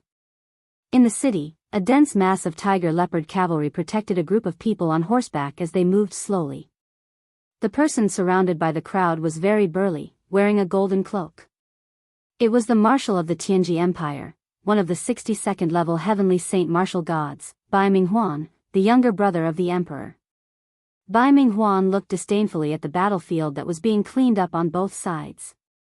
Countless corpses of the defending soldiers were piled up together, blood mixed with rain, flowing into the ditches. The commander on the side smiled. "Marshal, we have taken the city in a flash. Maybe if we have a massacre to reward the army, it will boost the morale of the soldiers." Bai Ming Huan smiled. "Commander Custer wants to massacre the city? It's just a suggestion." "Oh." Bai Ming Huan looked to the other side. It was a young man dressed like a scholar. He wore a white cloak and looked very elegant. He said, "Gong Shangming, what do you think?" This man was the #1 strategist under Bai Ming Huan's command. Gong Shangming smiled and said, "It's easy to take the city, but hard to win the people's hearts. Marshal, His Majesty has always won people over with virtue. Since we want to take over the broken tripod realm, we have to win people over with virtue. We can't let the people of the broken tripod realm be afraid of us. Otherwise, I'm afraid we will lose another city after taking one." "Oh." Bai Ming Huan smiled. "Sir, please enlighten me." Gong Shangming cupped his fists and said, "Put up a notice to restrain the army. Don't bully the people. Also, take away the land of the former vassals and give it to the people. This way, the people's hearts and the city will belong to the Tianji Empire." "Good." Bai Ming Huan was full of praise. "Sir, one person is like 100,000 soldiers." Gong Shangming replied respectfully, "Marshal, you flatter me. I think we should set off to attack Sky-Piercing City as soon as possible. The faster we move, the less time Lin Muyu has to react. Sky-Piercing City is a strategic location for the military. Seizing Sky-Piercing City is equivalent to cutting off one of Lin Muyu's arms." "Good. Listen to Sir. Tell the army to move out after eating and drinking. Attack Sky Connect City at full speed." "Yes." On the side, Custer nodded, but there was a trace of coldness in his eyes when he looked at Gong Shangming.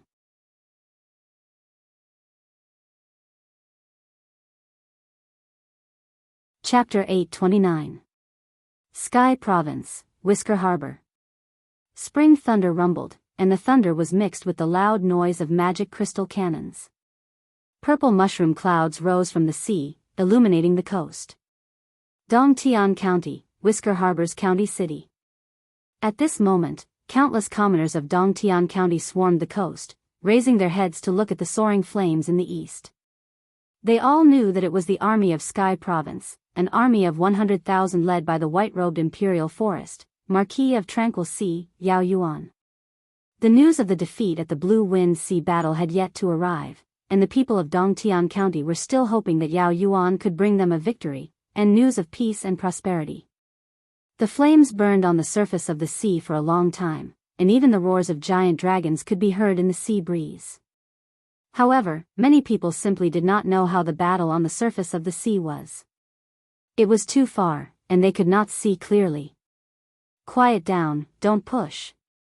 On the shore, a young centurion holding a spear shouted, "Everyone, don't push, or else the people in front will fall into the sea. Don't worry, Lord Marquis is one of the 5 marquises of the Empire, and is the white-robed Imperial Forest of Her Highness the Empress.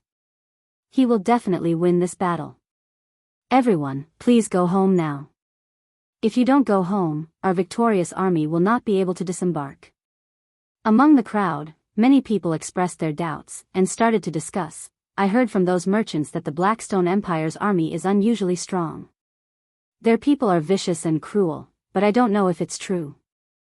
"That's right, I heard that the people of the Blackstone Empire love to plunder. If the Marquis is really defeated, we will all suffer." "Who said that?" "The Marquis will not be defeated. How can our 100,000 navy and magic crystal cannons not be a match for those eastern barbarians?" "That's right, don't listen to their nonsense, Sky Province will definitely be defended. Long live Marquis of Tranquil Sea. Long live the Qin Empire." It was unknown who took the lead, but in the blink of an eye, the harbor was filled with shouts of "Long live the Empire! Long live the Marquis of Tranquil Sea!" Everyone was shouting themselves hoarse, their mouths parched, and their tongues parched. It was as if they could use their voices to exchange for victory. Meanwhile, the soldiers stationed in the harbor were somewhat helpless. As soldiers, it was their natural duty to obey orders.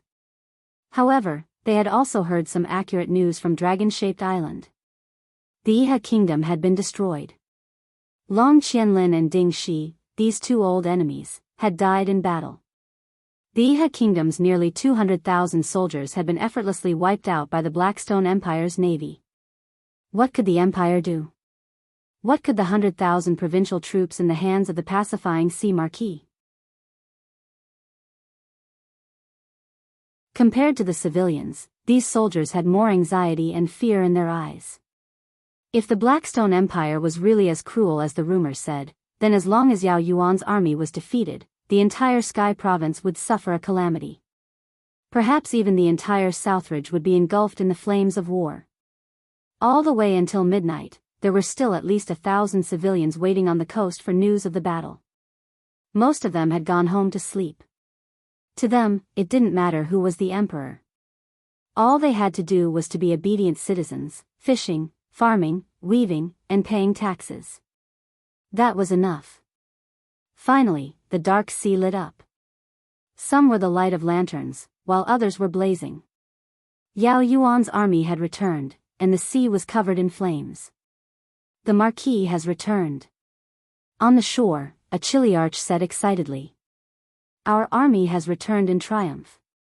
The mayor of the town, who was dressed in embroidered robes and had a goatee, said joyfully.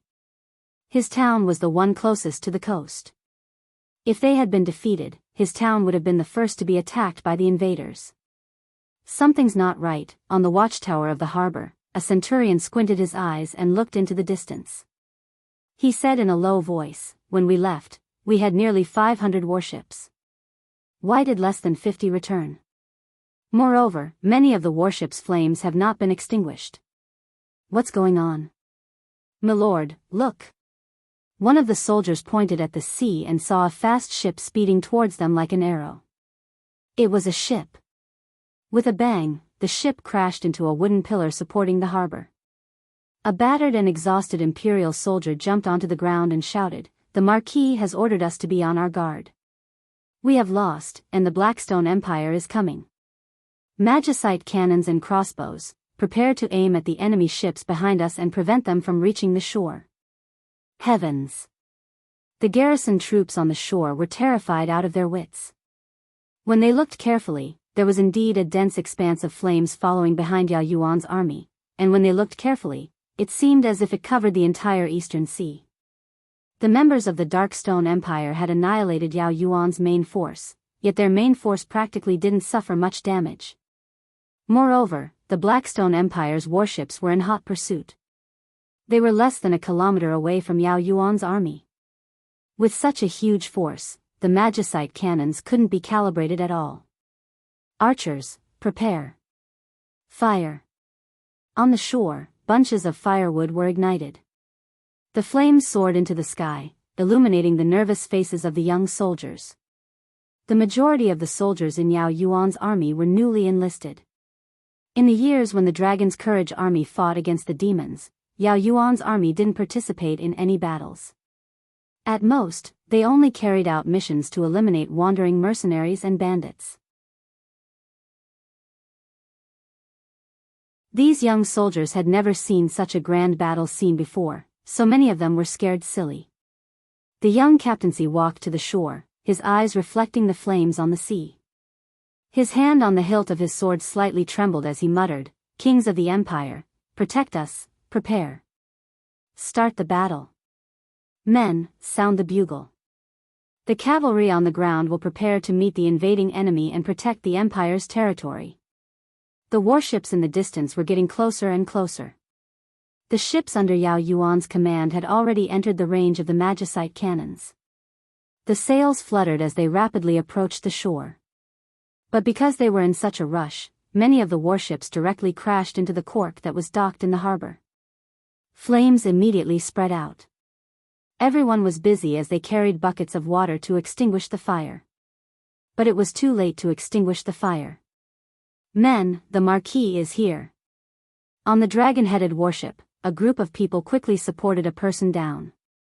It was the Marquis of the Tranquil Sea, Yao Yuan. At this moment, Yao Yuan was already unconscious. His white-purple robe was full of blood stains and the breastplate on his chest was pierced through. It seemed like he had been hit by a spear, but this spear had pierced through the other side of his chest. Otherwise, he would have died long ago. Where is the medical officer? A captaincy whose face was covered in blood angrily roared, "Where are the people from the spirit medicine department? Quickly come and treat the Marquis, quickly." In the barracks at the harbor, the sound of horse hooves could be heard as dozens of white-robed staff of the spirit medicine department rushed over. They hurriedly stopped Yao Yuan's bleeding, applied medicine, and wiped his wounds to prevent infection. At the same time, the sound of dense footsteps could be heard. Many soldiers carrying heavy shields and pikes arrived at the shore, preparing to defend against the enemy. In the distant sky, dragon roars could be heard. The warships on the surface of the sea were spread out. Clearly, the Blackstone Empire did not plan to just disembark from the port. They wanted to disembark from all sides. The young captaincy looked at Yao Yuan's injuries while looking up in horror at the enemy's warships that were only a few hundred meters away. The magicite cannons on the shore continued to wreak havoc, creating waves that were dozens of meters high. The warships of the Blackstone Empire were torn to pieces. But there were just too many ships. Just the dozens of magicite cannons on the port were unable to stop them all.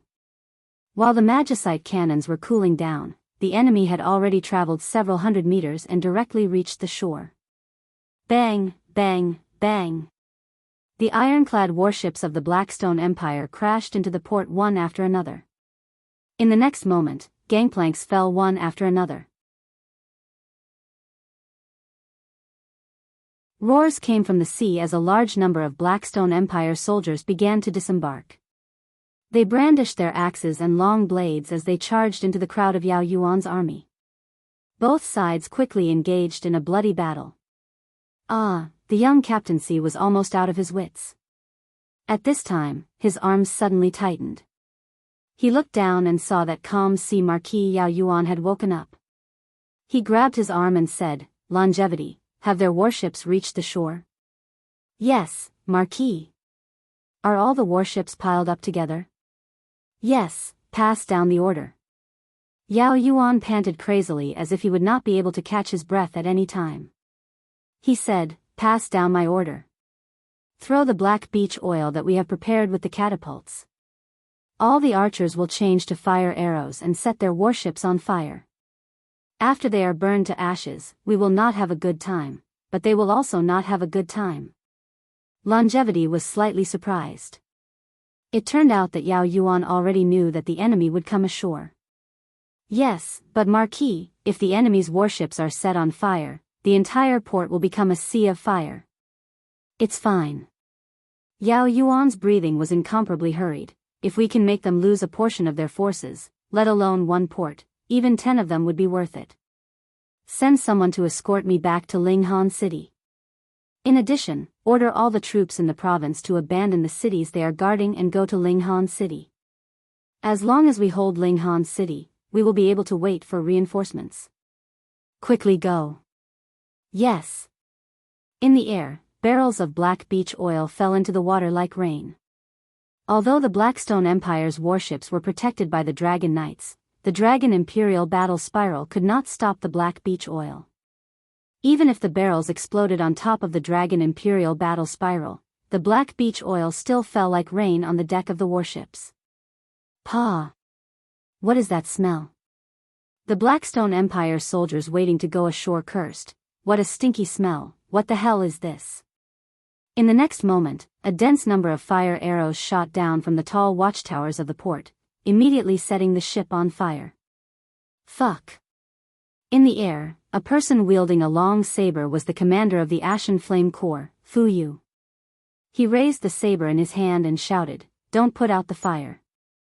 Soldiers whose warships are on fire, jump into the sea and swim ashore for this commander to kill to his heart's content. If the warships are on fire, then so be it. We have no intention of going back this time. Remember to protect the warhorses. Don't let too many of them die." "Yes."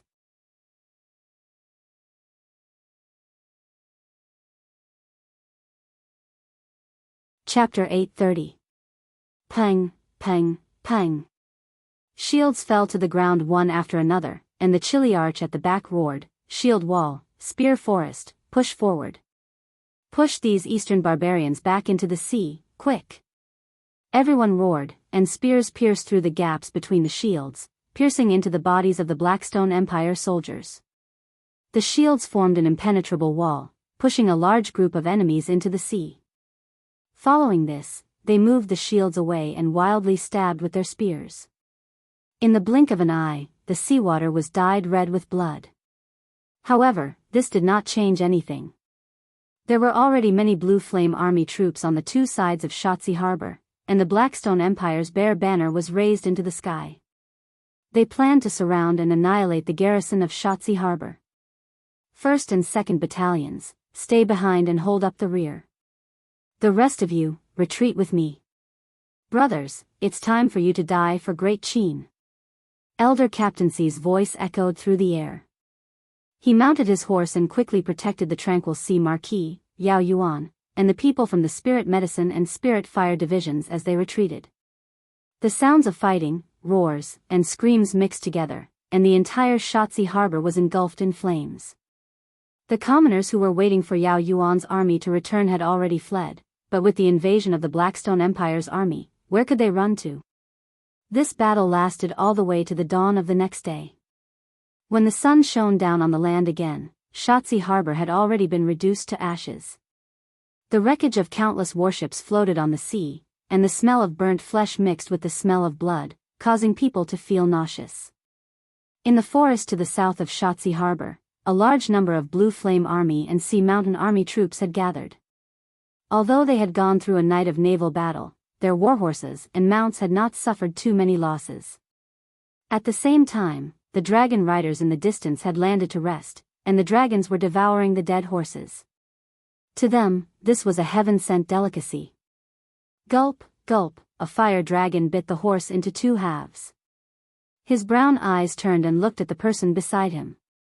It was Fu Yu, the commander of the Ashen Flame Army. Lord Han Shu. Fu Yu smiled.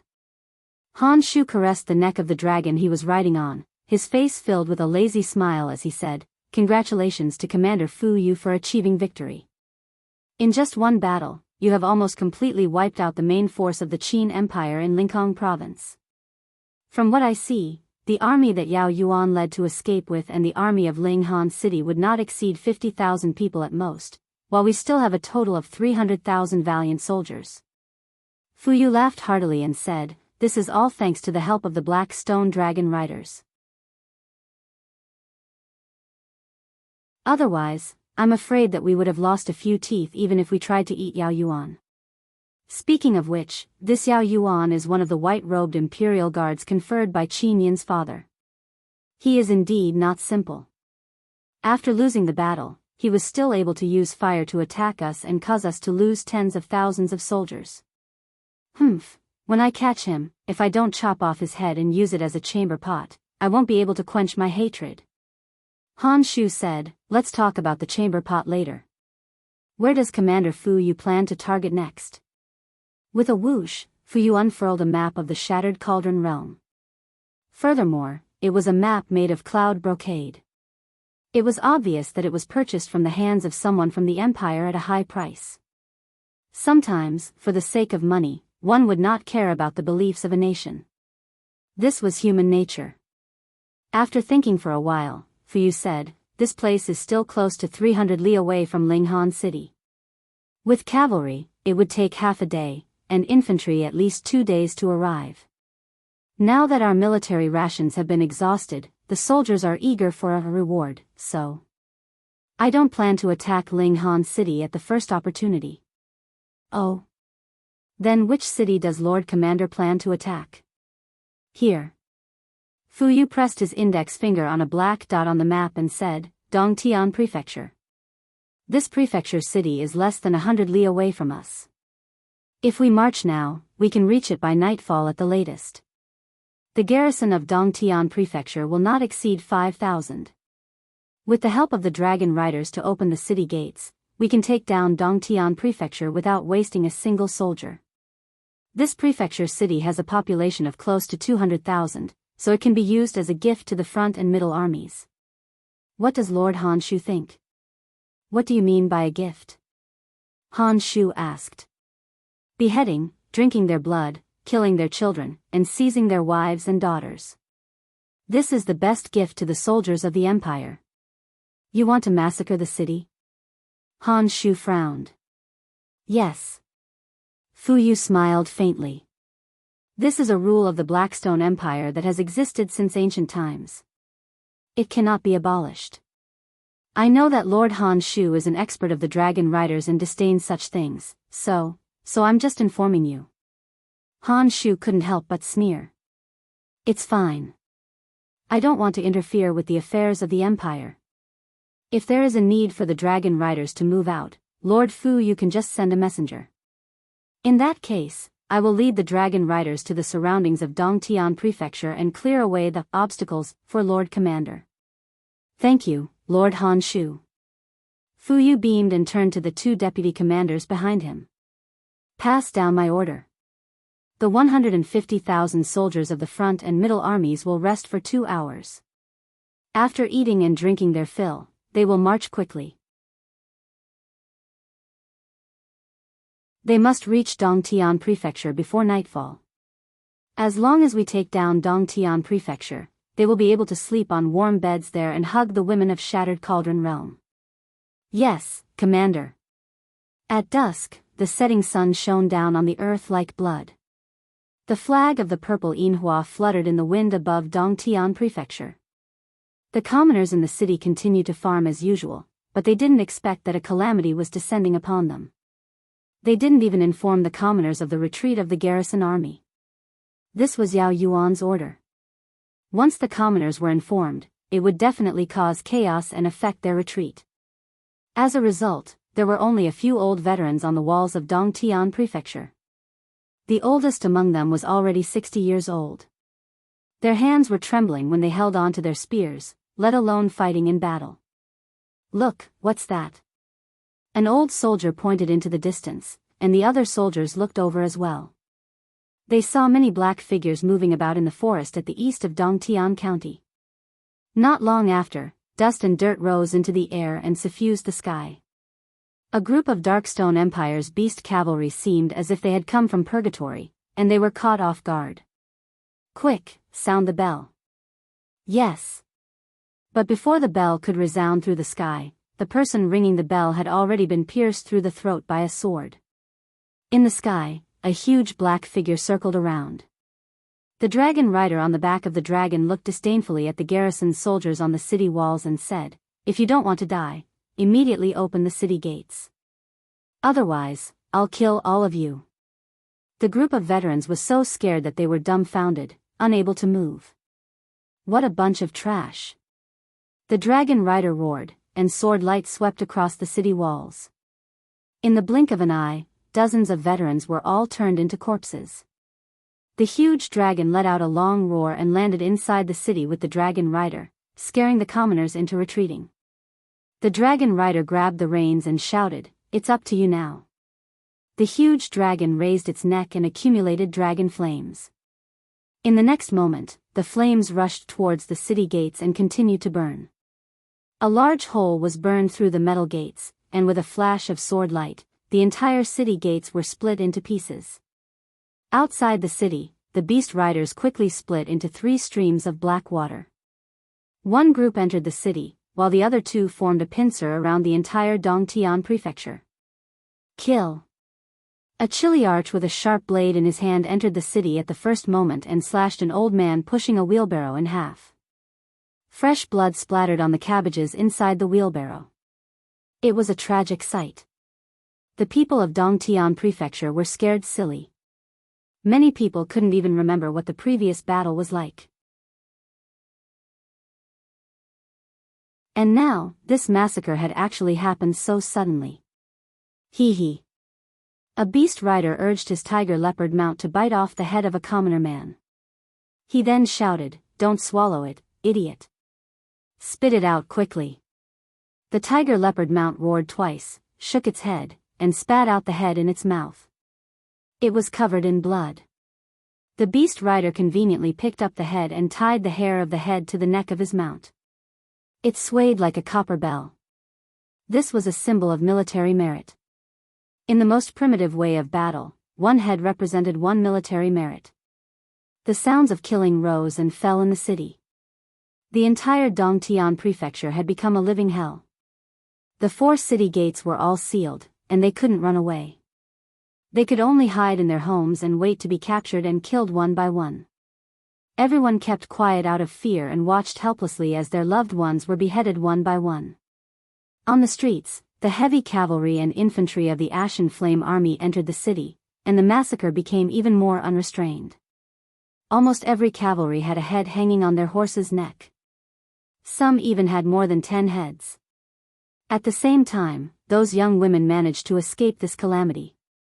Their hands were tied, and they were led behind the warhorses. There were at least 1, and at most 4 or 5.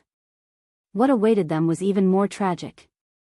After the sky turned dark, Fu entered the city. He looked at the piles of burning corpses on the streets with a complacent expression on his face. This was because the people of the Ashen Flame Army were very happy.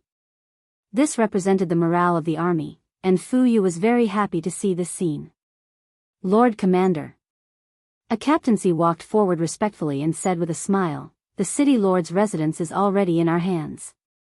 That stubborn city guard general has already been killed by this subordinate. Lord, a banquet has already been prepared in the residence. We have left a chef behind." Hee, the culinary skills of the Shattered Cauldron realm are truly not simple. In addition, this subordinate has prepared 10 beautiful women for Lord. One of them is the daughter of the prefectural governor.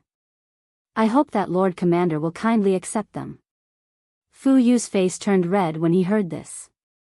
General Lu really understands me. Let's go to the city lord's residence. We won't return until we are drunk. In addition, send people to watch the city gates. The people of the Shattered Cauldron realm are naturally cunning. Don't let them sneak an attack on us. Yes. Captaincy had a fawning expression. Lord Commander, don't worry. Yao Yuan has already been scared out of his wits by us. I dare say that in the entire Qin Empire, not a single army would dare to sneak an attack on our 150,000 strong army. Ha ha ha, that's right, that's right. Let's go and see my beauties first. Yes.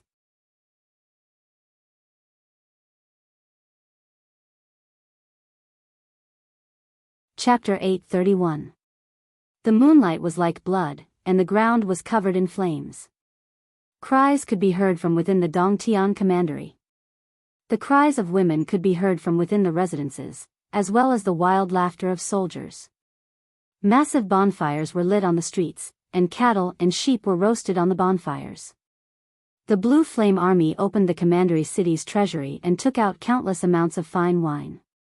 As they drank, they hugged the women they had plundered and laughed.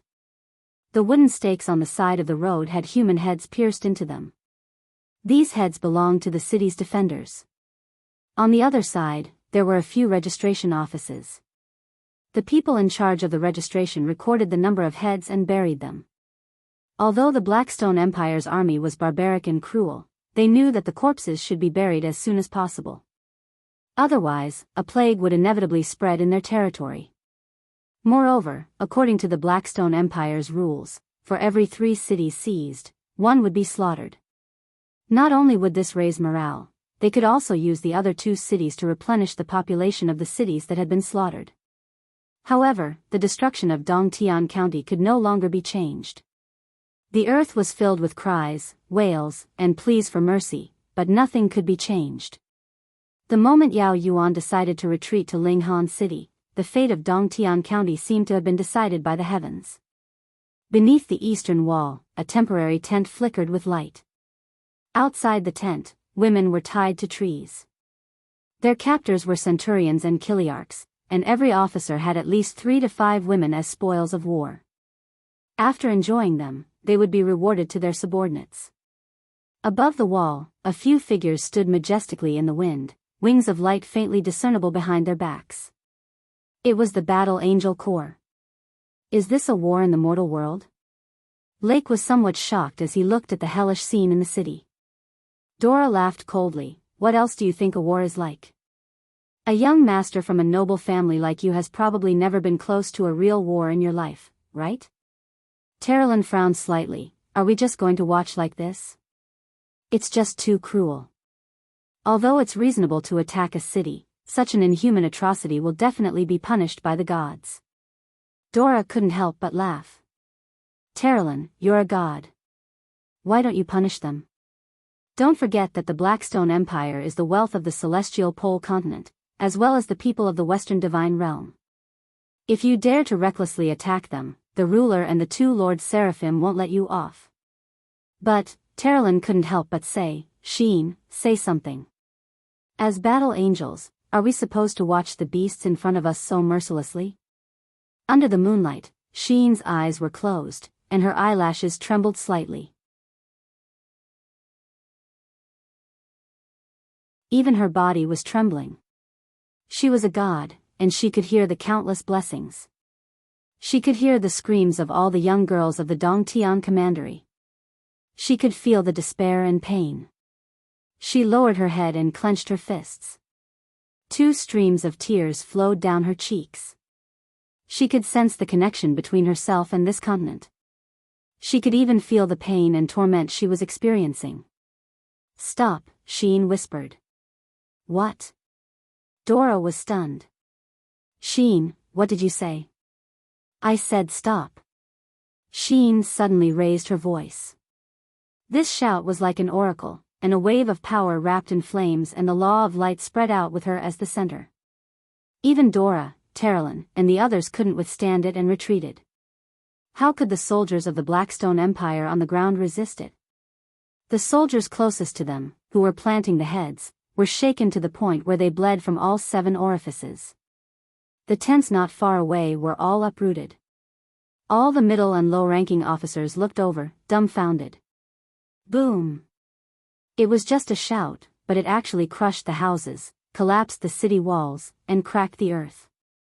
Terrelin, Dora, Lake, and the others were all dumbfounded. Not long ago, Sheen's cultivation had far surpassed theirs. More than half of the Dongtian Commandery was affected. Almost everyone stopped their evil deeds and looked towards the eastern wall. Sheen, Terrelin muttered, what's wrong with you? Sheen slowly shook her head and said, stop them, yes. The sound of horse hooves shook the road. In the distance, torches lit up. Fu Yu's men had arrived. Fu Yu was among them. When he approached, he was shocked.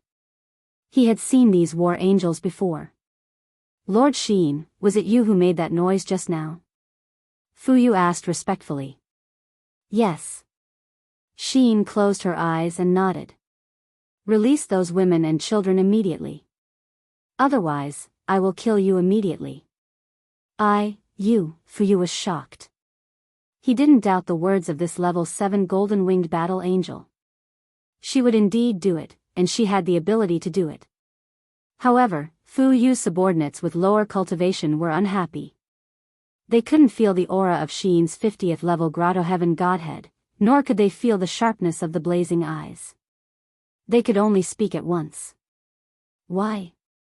We risked our lives to take down the city, so why should we let go of the spoils of war?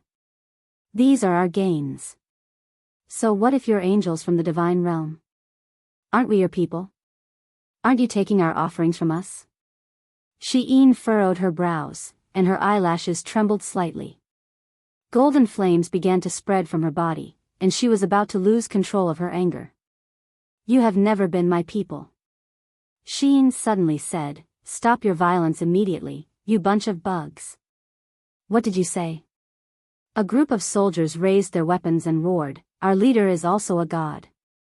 The only difference is that he is a god from the lower realm.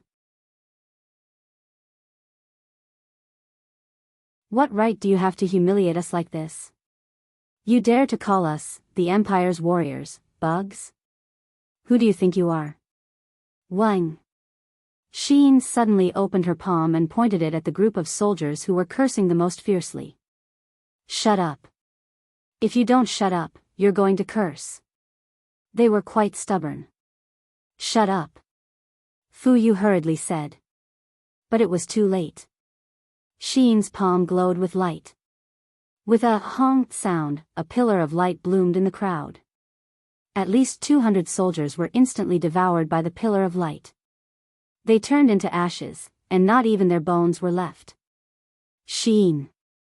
Terilyn suddenly stood in front of Sheen, blocking her eyes, and said, Lady Shiyen said to use the eyes of blazing light as little as possible. After all, it will only consume the power of your cultivation. We can deal with this group of ants. But now, the Blue Flame Army didn't dare to say anything. They all felt that this girl looked very weak, but that was not the case. She killed hundreds of people with a wave of her hand. This kind of power was not something a god of Fu Yu's level could do. Dora frowned. Sheen, you killed the people of the Western Divine Realm. I'm afraid the Lord Ruler will be displeased if he hears about it. Is that so? Sheen's lips curled up slightly. Dora, are you going to tell on me? No, why should I? Dora gently opened her hand, and the light of the Fergus spear condensed. She smiled seductively and said, Since you have slaughtered the citizens of the Divine Realm and betrayed the Lord Juggernaut's divine decree, I have no choice but to execute you. Whoosh. The spear stabbed forward silently. It was so fast that even Terilyn and the others couldn't react. Whoosh. The power of the spear was so strong that it even pierced through the wall of space. Dimensional energy crackled. However, Dora's attack didn't successfully pierce through Sheen's neck. It only pierced the air. Huh. Dora suddenly pulled back the spear. However, no matter how hard she tried, she couldn't pull it back. Sheen had actually grabbed the spear's head. Dora, you have repeatedly offended your superiors. It's fine to kill you, right? Sheen abruptly exerted her strength and brandished the dig spear in her hand. Her blazing eyes instantly opened, and the piercing Dora could only close her eyes. She did not have the courage to meet Sheen's gaze. Bang! Duo LA's body crashed into the city wall along with the dig spear. Shattered city bricks flew everywhere, and under the endless compression of power, the city bricks were all turned into dust. The group of soldiers was stunned. This was a battle between gods, a realm that mortals could never hope to reach in their entire lives. Sheen squinted her blazing eyes and opened her palm. Golden flames swirled in her palm. Soon, a dazzling ice crystal appeared. It was a celestial dragon crystal. However, it was different from the celestial dragon crystal from before. It was more lethal and destructive. Dora was already injured. If she took another blow from the celestial dragon crystal, she would most likely lose her life. Wait! In the sky, a figure suddenly flashed by and raised his iron fist. Boom! The wall of the plane was shattered, and the cracking power tore apart the aura of the eyes of blazing light's domain, and it couldn't resist it. Oh! Sheen couldn't help but be surprised. There was actually such an expert in this place? It was Han Shu, a sacred martial king with the cultivation of the 57th grotto heaven. Han Shu leaped down from the dragon's back lightly. However, the moment he saw the blazing eyes, he felt a chill in his heart. He hurriedly lowered his head and said respectfully, Lord Sheen, Lord Dora is a god from the upper realm who came to the mortal world together with you. She is just a little stubborn. I hope Lord Sheen won't vent your anger on her. After all, Dora didn't commit any crimes that deserved to be killed. I, Han Shu, beg for mercy on behalf of Lord Dora. Please don't be angry, Lord Sheen. Sheen slowly closed his eyes and said, Han Shu? Do your words carry enough weight? This should be enough. I can spare Dora's life, but you must stop all the atrocities in Dongtian Prefectural City. Release all the women and children and stop the killing. Do you understand? Yes, I'll do it right away. Han Shu's face was ashen. He didn't even know why he, a sacred martial king with the 57th grotto heaven, would be so respectful to a girl with the 50th grotto heaven. Was it just because of the deep respect in his heart? Rustle, rustle, amidst the rustling sounds, Dora held the dig spear and crawled out of the hole in the city wall. She was in a sorry state. Luo Fei, who went forward to help her, was flung away by her. With a face full of resentment, she said, "Sheen, you win." Sheen remained silent. She raised her snow-white and flawless face and felt the bright moon in the sky. She quietly waited for the pale flame army to release the captives. She didn't know why she did it, but she knew she had to do it.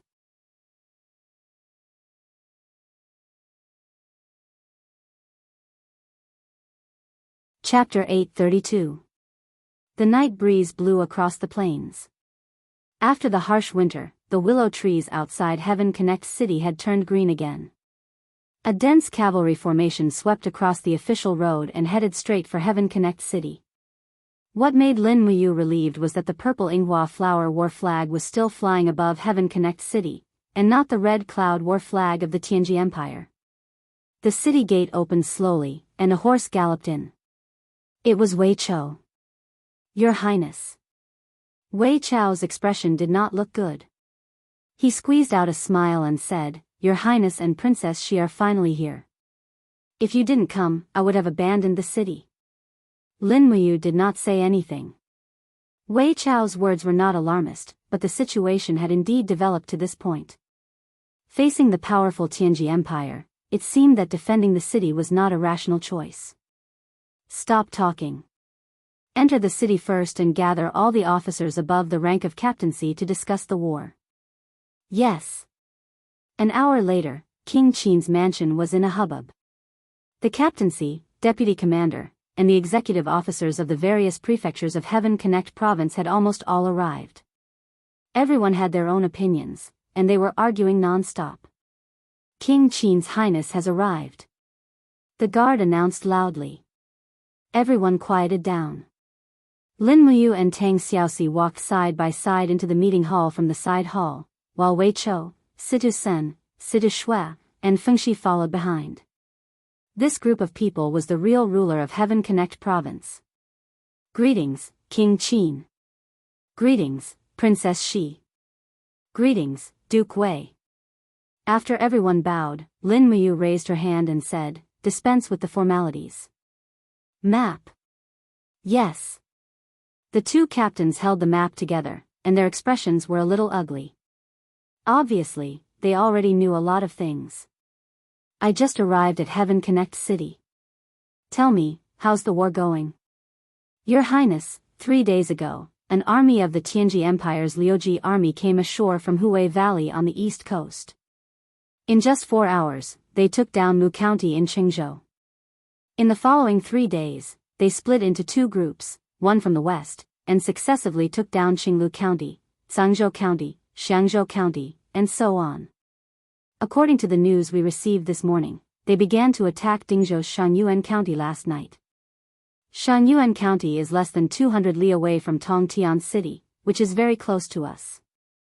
Lin Muyu fell silent. Wei Chou slammed his palm heavily on the table and said angrily, "Are all the garrisons in each region made of mud? A dignified imperial city had been taken down in just 4 hours? In just 3 days, Qing Province, Xiangzhou Province, Dingzhou Province, and Song Province had been seized. Out of a total of 13 provinces in Heavenspan Province, 4 had been lost in 3 days. They were all a bunch of good-for-nothings. Are the people from Qingzhou and Xiangzhou here?" Among the crowd of officials, 2 people walked out shakily, and said in a trembling voice, "The patrol of Qingzhou Province, the patrol of Xiangzhou Province are, take them away." Wei Chou's face was livid. "Your Highness, these incompetent people are not fit to be officials, what do you think?"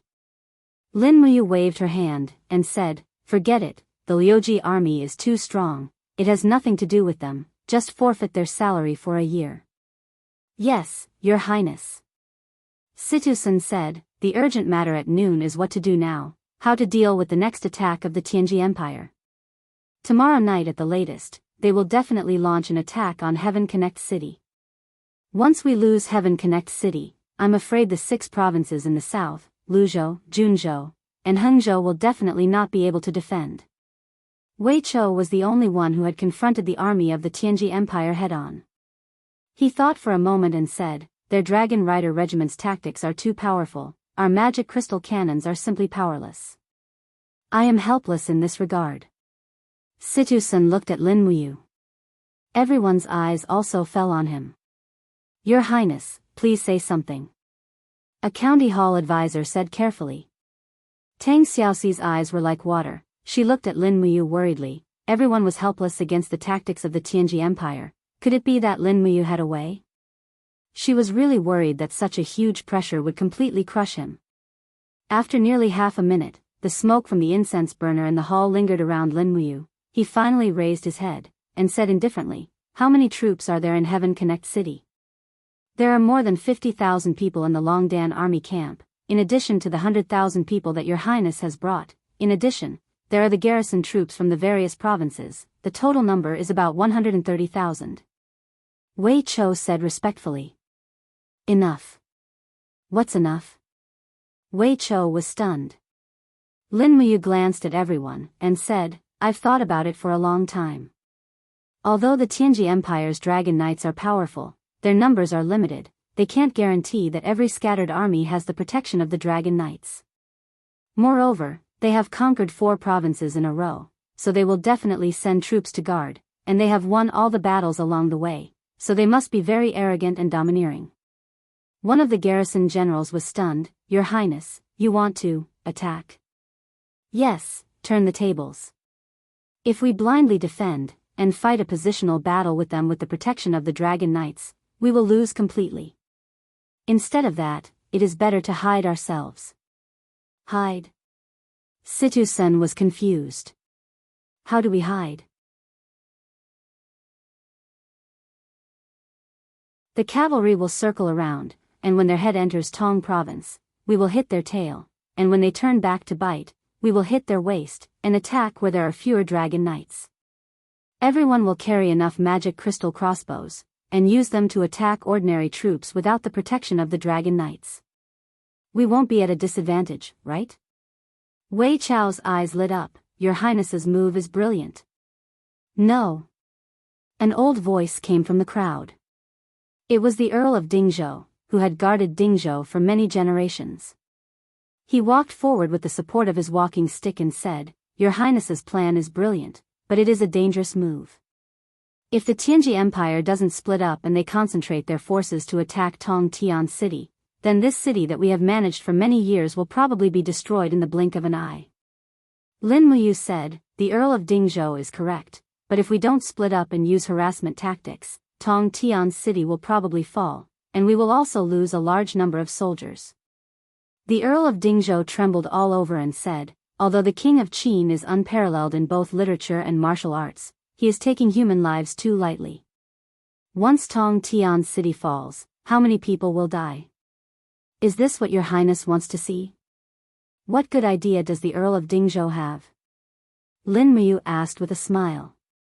A bright light shot out of the Earl of Dingzhou's eyes as he said, "Order all the armies in the provinces to gather and raise the royal banners to pretend to be the main force of our army. There is a cliff between Tong Province and Dingzhou called Greedy Wolf Cliff. It is easy to defend and difficult to attack. As long as we hold Greedy Wolf Cliff, we will be able to stop the Tianji Empire's attack. We can hold it for at least 3 to 5 days, and we can use these 3 to 5 days to move the people in Tong Tian City. What does your Highness think of my suggestion?" Lin Muyu thought for a moment and then raised her head. "Very well, then I will appoint the Earl of Dingzhou as the commander of the provincial armies. I will leave the moving of the people in Tong Tian City and the blocking battle at Greedy Wolf Cliff to you." The Earl of Dingzhou was overjoyed. He raised his hands and said, "I will not disappoint your Highness."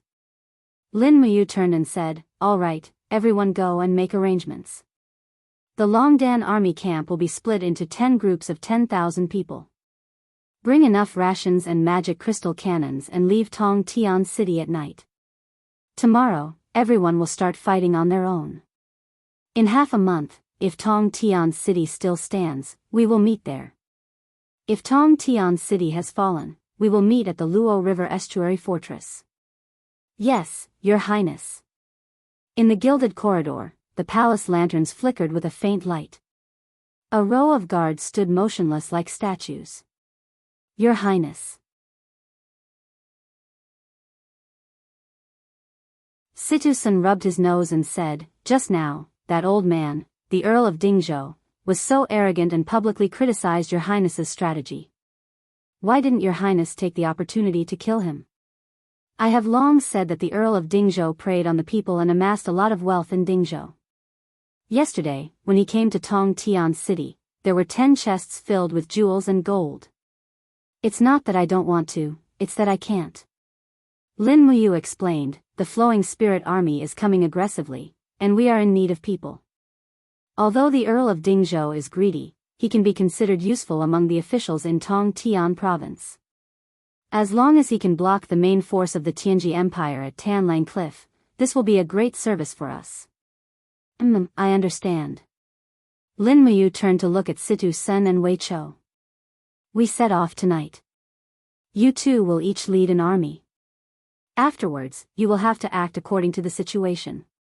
Remember, you must avoid the main force of the Flowing Spirit Army as much as possible. No matter what method you use, whether it is a diversion or a diversion, our strategic goal is to completely delay the Tianji Empire in Tong Tian province and buy as much time as possible for the defense of the Lingdong province's borders. Wei Chou was stunned. Your Highness has already determined that we cannot repel the enemy in Tong Tian province? Although she didn't want to admit it, Lin Muyu still nodded and said, the Flowing Spirit Army is one of the 4 main forces of the Tianji Empire. Moreover, they have Gong Shangming, such a shrewd person, to give them advice and suggestions. It is already impossible for us to end the battle quickly. We can only seek for further strategic development, give them Tong Tian province, and then isolate them. Yes, I understand. Lin Muyu smiled. You all have to be careful. Tonight, I will also lead a 10,000-men Longdan army camp to attack. Xiao Shi will be with me. Situ-sen smiled. Princess Shi's ability is enough to lead a 10,000-men team. Your Highness is really biased. He insists on keeping the beautiful princess by his side, while we can only fight with a bunch of uncouth men. Tang Xiaoxi's face turned red. General Sun, don't talk nonsense. Lin Muyu explained, it's not completely out of selfishness. I was thinking that the key to turning the situation around is still to kill the Dragon Knights. They also have a limited number of Dragon Knights.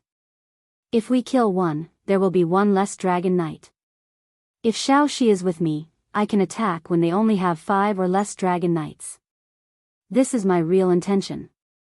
Wei Chou and Situ-sen were shocked. A look of admiration appeared on their faces. If someone else said such words, it would be arrogant, but when Lin Muyu said it, it was completely different. The Empire State Building was already collapsing.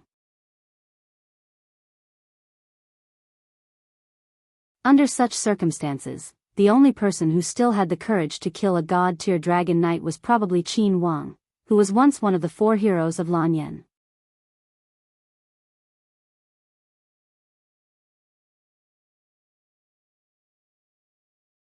Chapter 833. At night, on the vast plain of heaven-reaching city, dust was rising into the sky. Rows of cavalries of the Courage Dragon Battalion disappeared into the night. The army of 100,000 soldiers was divided into 10 groups, and all of their routes avoided the official roads and main roads as much as possible. None of them even wore armor, and only held weapons.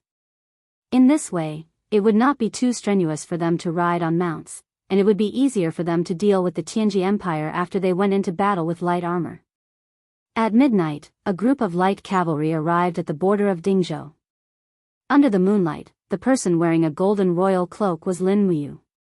He rode on the snow-treading stallion and held the pear blossom spear in his hand. His body was surrounded by faint wisps of wind element power. This wind element divine power created buoyancy and greatly reduced the pressure on the snow-treading stallion. To his side, Tang Xiaoxi wore armor with a wisp of white fur on the chest and held the national suppressing whip in her hand. We've arrived at Dingzhou. Lin Muyu looked into the distance. A golden light flashed through his eyes. Looking into the distance, he could see a city shrouded in smoke and clouds. It was Shangyuan County, the capital of Dingzhou. I didn't think they would still hold out. He sighed. He hated that he couldn't go as reinforcements. His mere 10,000 men were not even enough to fill the gaps between the teeth of the main force of the Flowing Spirit Army. Your Highness. At his side, Captain Si respectfully said, "What do we do now? Quickly reinforce Dingzhou, or..." "No, we're not going to Shangyuan County." Lin Muyu shook his head and said, "Xiangzhou County fell 2 days ago. How many men did the Tianji Empire leave behind?" Tang Xiaoxi blinked and smiled. "Not many. Only 20,000 men are guarding it. However, there are also 5 dragon riders. One of them is a dragon rider. Are we going to take down this force? What is the cultivation of the dragon rider? The book didn't say it in detail. Let's go there and talk." "Yes, all right." Xiangzhou was 300 li away from Dingzhou. If the light cavalry traveled quickly, they would arrive in about a day and night. Tang Xiaoxi said, "There is a very powerful person in the Tianji Empire's army who knows how to buy people's hearts. After each city they capture, they open the warehouses and reduce taxes. They also put up notices to pacify the people. The army and the people are not offended. It is said that from the moment they attacked Mu County, they restrained the soldiers." Lin Muyu remained silent. This was why attacking the city was more important than attacking the heart. Gong Xiangming was the real opponent, and he was also destined to be their nemesis. The light cavalry galloped in the forest. Before dawn, they had already galloped 100 miles. Fortunately, the warhorses of the Courage Dragon Battalion were basically tributes from the Demon Clan. These warhorses from the Forest of Infinity were plump and strong, much stronger than the warhorses of the Central Region. Moreover, they also had some demon power in their bodies, so their endurance and physical strength were extraordinary. It was not easy for an ordinary warhorse to gallop 100 miles a day, but this kind of warhorse from the Forest of Infinity could easily gallop 300 miles a day. Rustle, rustle, the sound of the wind rustling the leaves could be heard. Lin Muyu suddenly raised her hand and said softly, "Stop advancing." Everyone signaled to each other. The cavalry quickly stopped in the forest and no longer made any sound. "What's wrong, Your Highness?" a Chiliarch asked respectfully. "Someone is coming. It's a dragon rider." Lin Muyu looked at the sky in the distance and said calmly. Tang Xiaoxi nodded, "A dragon rider with the cultivation of the 17th heavenly passage. According to their classification, he belongs to the Saint Martial ancestor level. He is considered a middle-level dragon rider, right?" "Yes, there is only one person. He should be a scout." Lin Muyu clenched her fist. She was suddenly worried about Wei Chou and Situ's senator. They were already close to the border of Xiangzhou. To think that there was a scout from the Tianji Empire. This was enough to prove how cautious the strategists behind the Flowing Spirit Army were. She could deal with this dragon rider easily. But if Wei Chou and Situ Sun met him, they would be in danger. "What should we do?" A look of shock flashed past the Kiliarcha's face. He had seen the power of a dragon rider in the Blue Wind Harbor. He was already frightened. "Don't worry. I will deal with him." Lin Muyu calmed the morale of the troops and said softly, "Everyone stay where you are. Do not move without my orders." Tang Xiaoxi smiled, "Be careful. Don't worry." Lin Muyu did not show off. She held her breath and waited in the forest. Only when the young god-ranked dragon rider flew through the sky did she make her move. She opened her palm and a golden light shot into the sky. It was a golden gourd vine.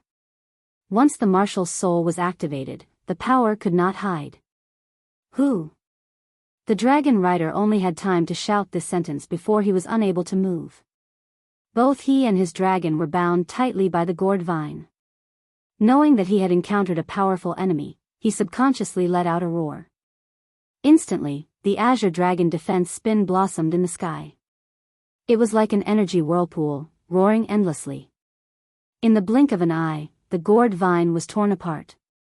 However, in the instant that the gourd vine was torn apart, the pear-blossom spear in Lin Muyu's hand transformed into a snow-white light and pierced downwards.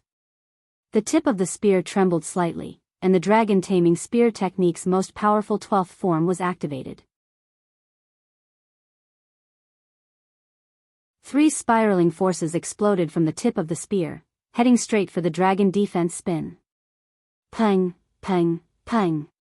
3 flaming lights instantly blossomed in the sky. Lin Muyu's casual attack had already shattered the opponent's dragon defense spin. You! The young dragon rider hurriedly stabbed out with his spear, but Lin Muyu's speed was even faster. With a flick of her wrist, the pear-blossom spear wrapped around the other party's spear like a swimming dragon. Lin Muyu then forcefully retracted her spear. Spear lock. The dragon rider's reaction was considered fast. He hurriedly let go of his spear, pulled out his sword, and slashed at Lin Muyu. However, what welcomed him was an extremely cold punch. It was like a bright moon falling from the sky, and it landed on his shoulder at an incredible speed. 23 layers of waves violently tore his body apart. The Star Scripture's long river falling moon had actually penetrated the dragon rider's body. Pooh! The force of the punch even penetrated the green dragon's back. With just one punch, both the dragon and the man perished. Bang! A loud sound exploded in the forest, breaking many trees before stopping. Both the man and the dragon were no longer breathing. The cavalrymen of the Longdan army camp who were hidden in the forest were all stunned. They all gathered around to observe the legendary dragon rider up close, even though he was already dead. Lin Muyu quickly landed and picked up the dragon rider's spear and dragon sword. She said, "Who wants it?" Immediately, a few cavalrymen answered together and immediately split up. Once the scout is dead, it will immediately attract attention. Their people will be here in an hour. We have to hurry. Lin Muyu stretched out her hand and pointed to the east. This river is shallow. Warhorses can cross it. We will travel 3 miles through the river before reaching the shore. Why do we have to travel through the river? A soldier asked. Captain C smiled. Because the river can cover our horse tracks. Your Highness is the commander. You just need to follow orders and don't question them. Yes, Your Highness is wise. Lin Muyu, however, smiled bitterly at Tang Xiaoxi. She was afraid that they would soon be targeted, and trouble would come one after another. There was absolutely no way to hide. The river was extremely cold, and the warhorses neighed in the cold. Amidst the surging sound of the water, Lin Muyu suddenly said, Xiaoxi, did you see that just now? See what? I only used 1 strike to break his dragon imperial spiral. Yes. Tang Xiaoxi nodded gently. I saw it. This means that you are very powerful.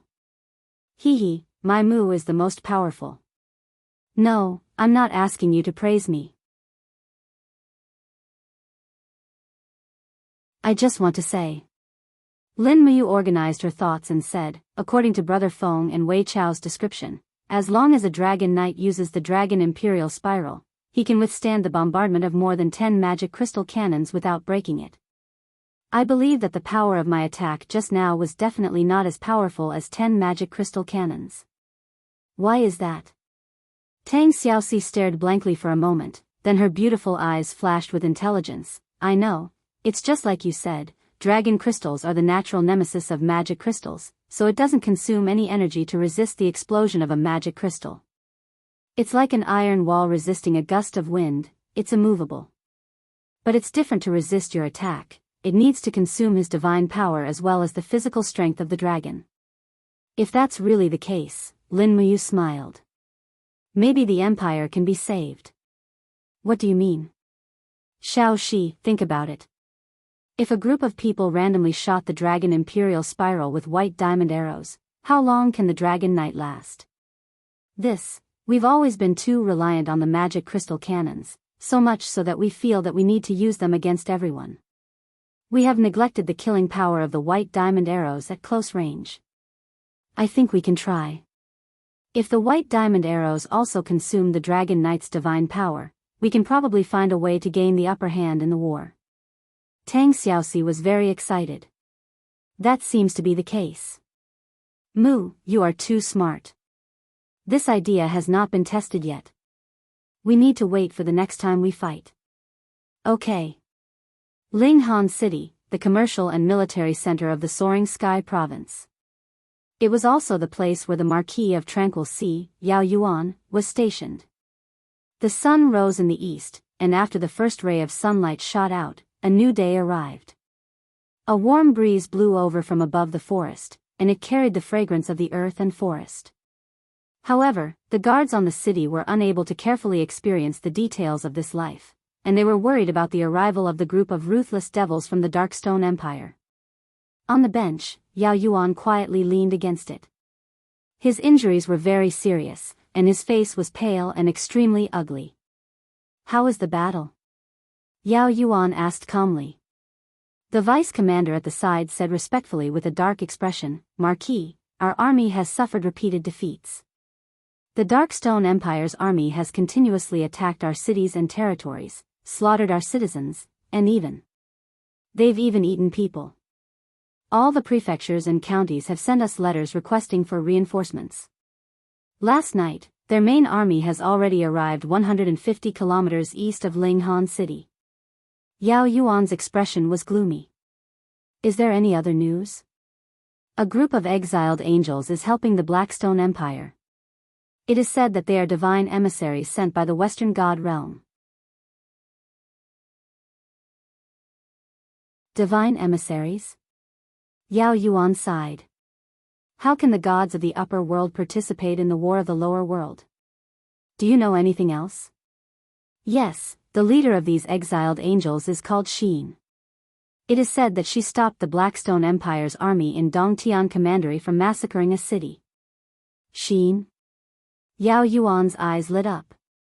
Where are these exiled angels? It is said that they stopped at Yanming Mountain, 50 miles away. Yao Yuan sat up shakily. Put on my armor and head to Yanming Mountain immediately. I want to see Xin. Marquis, please think twice. Xin is an exiled angel from the Western Divine Realm. She is a demon who kills without batting an eye. Everything is just a rumor. You can't be sure. No. Yao Yuan's gaze was resolute. As long as there is hope, I will fight for it. Then, all right. You're tuning into the Romantic Tales YouTube channel. Don't forget to subscribe and join us on this journey to catch the most captivating stories.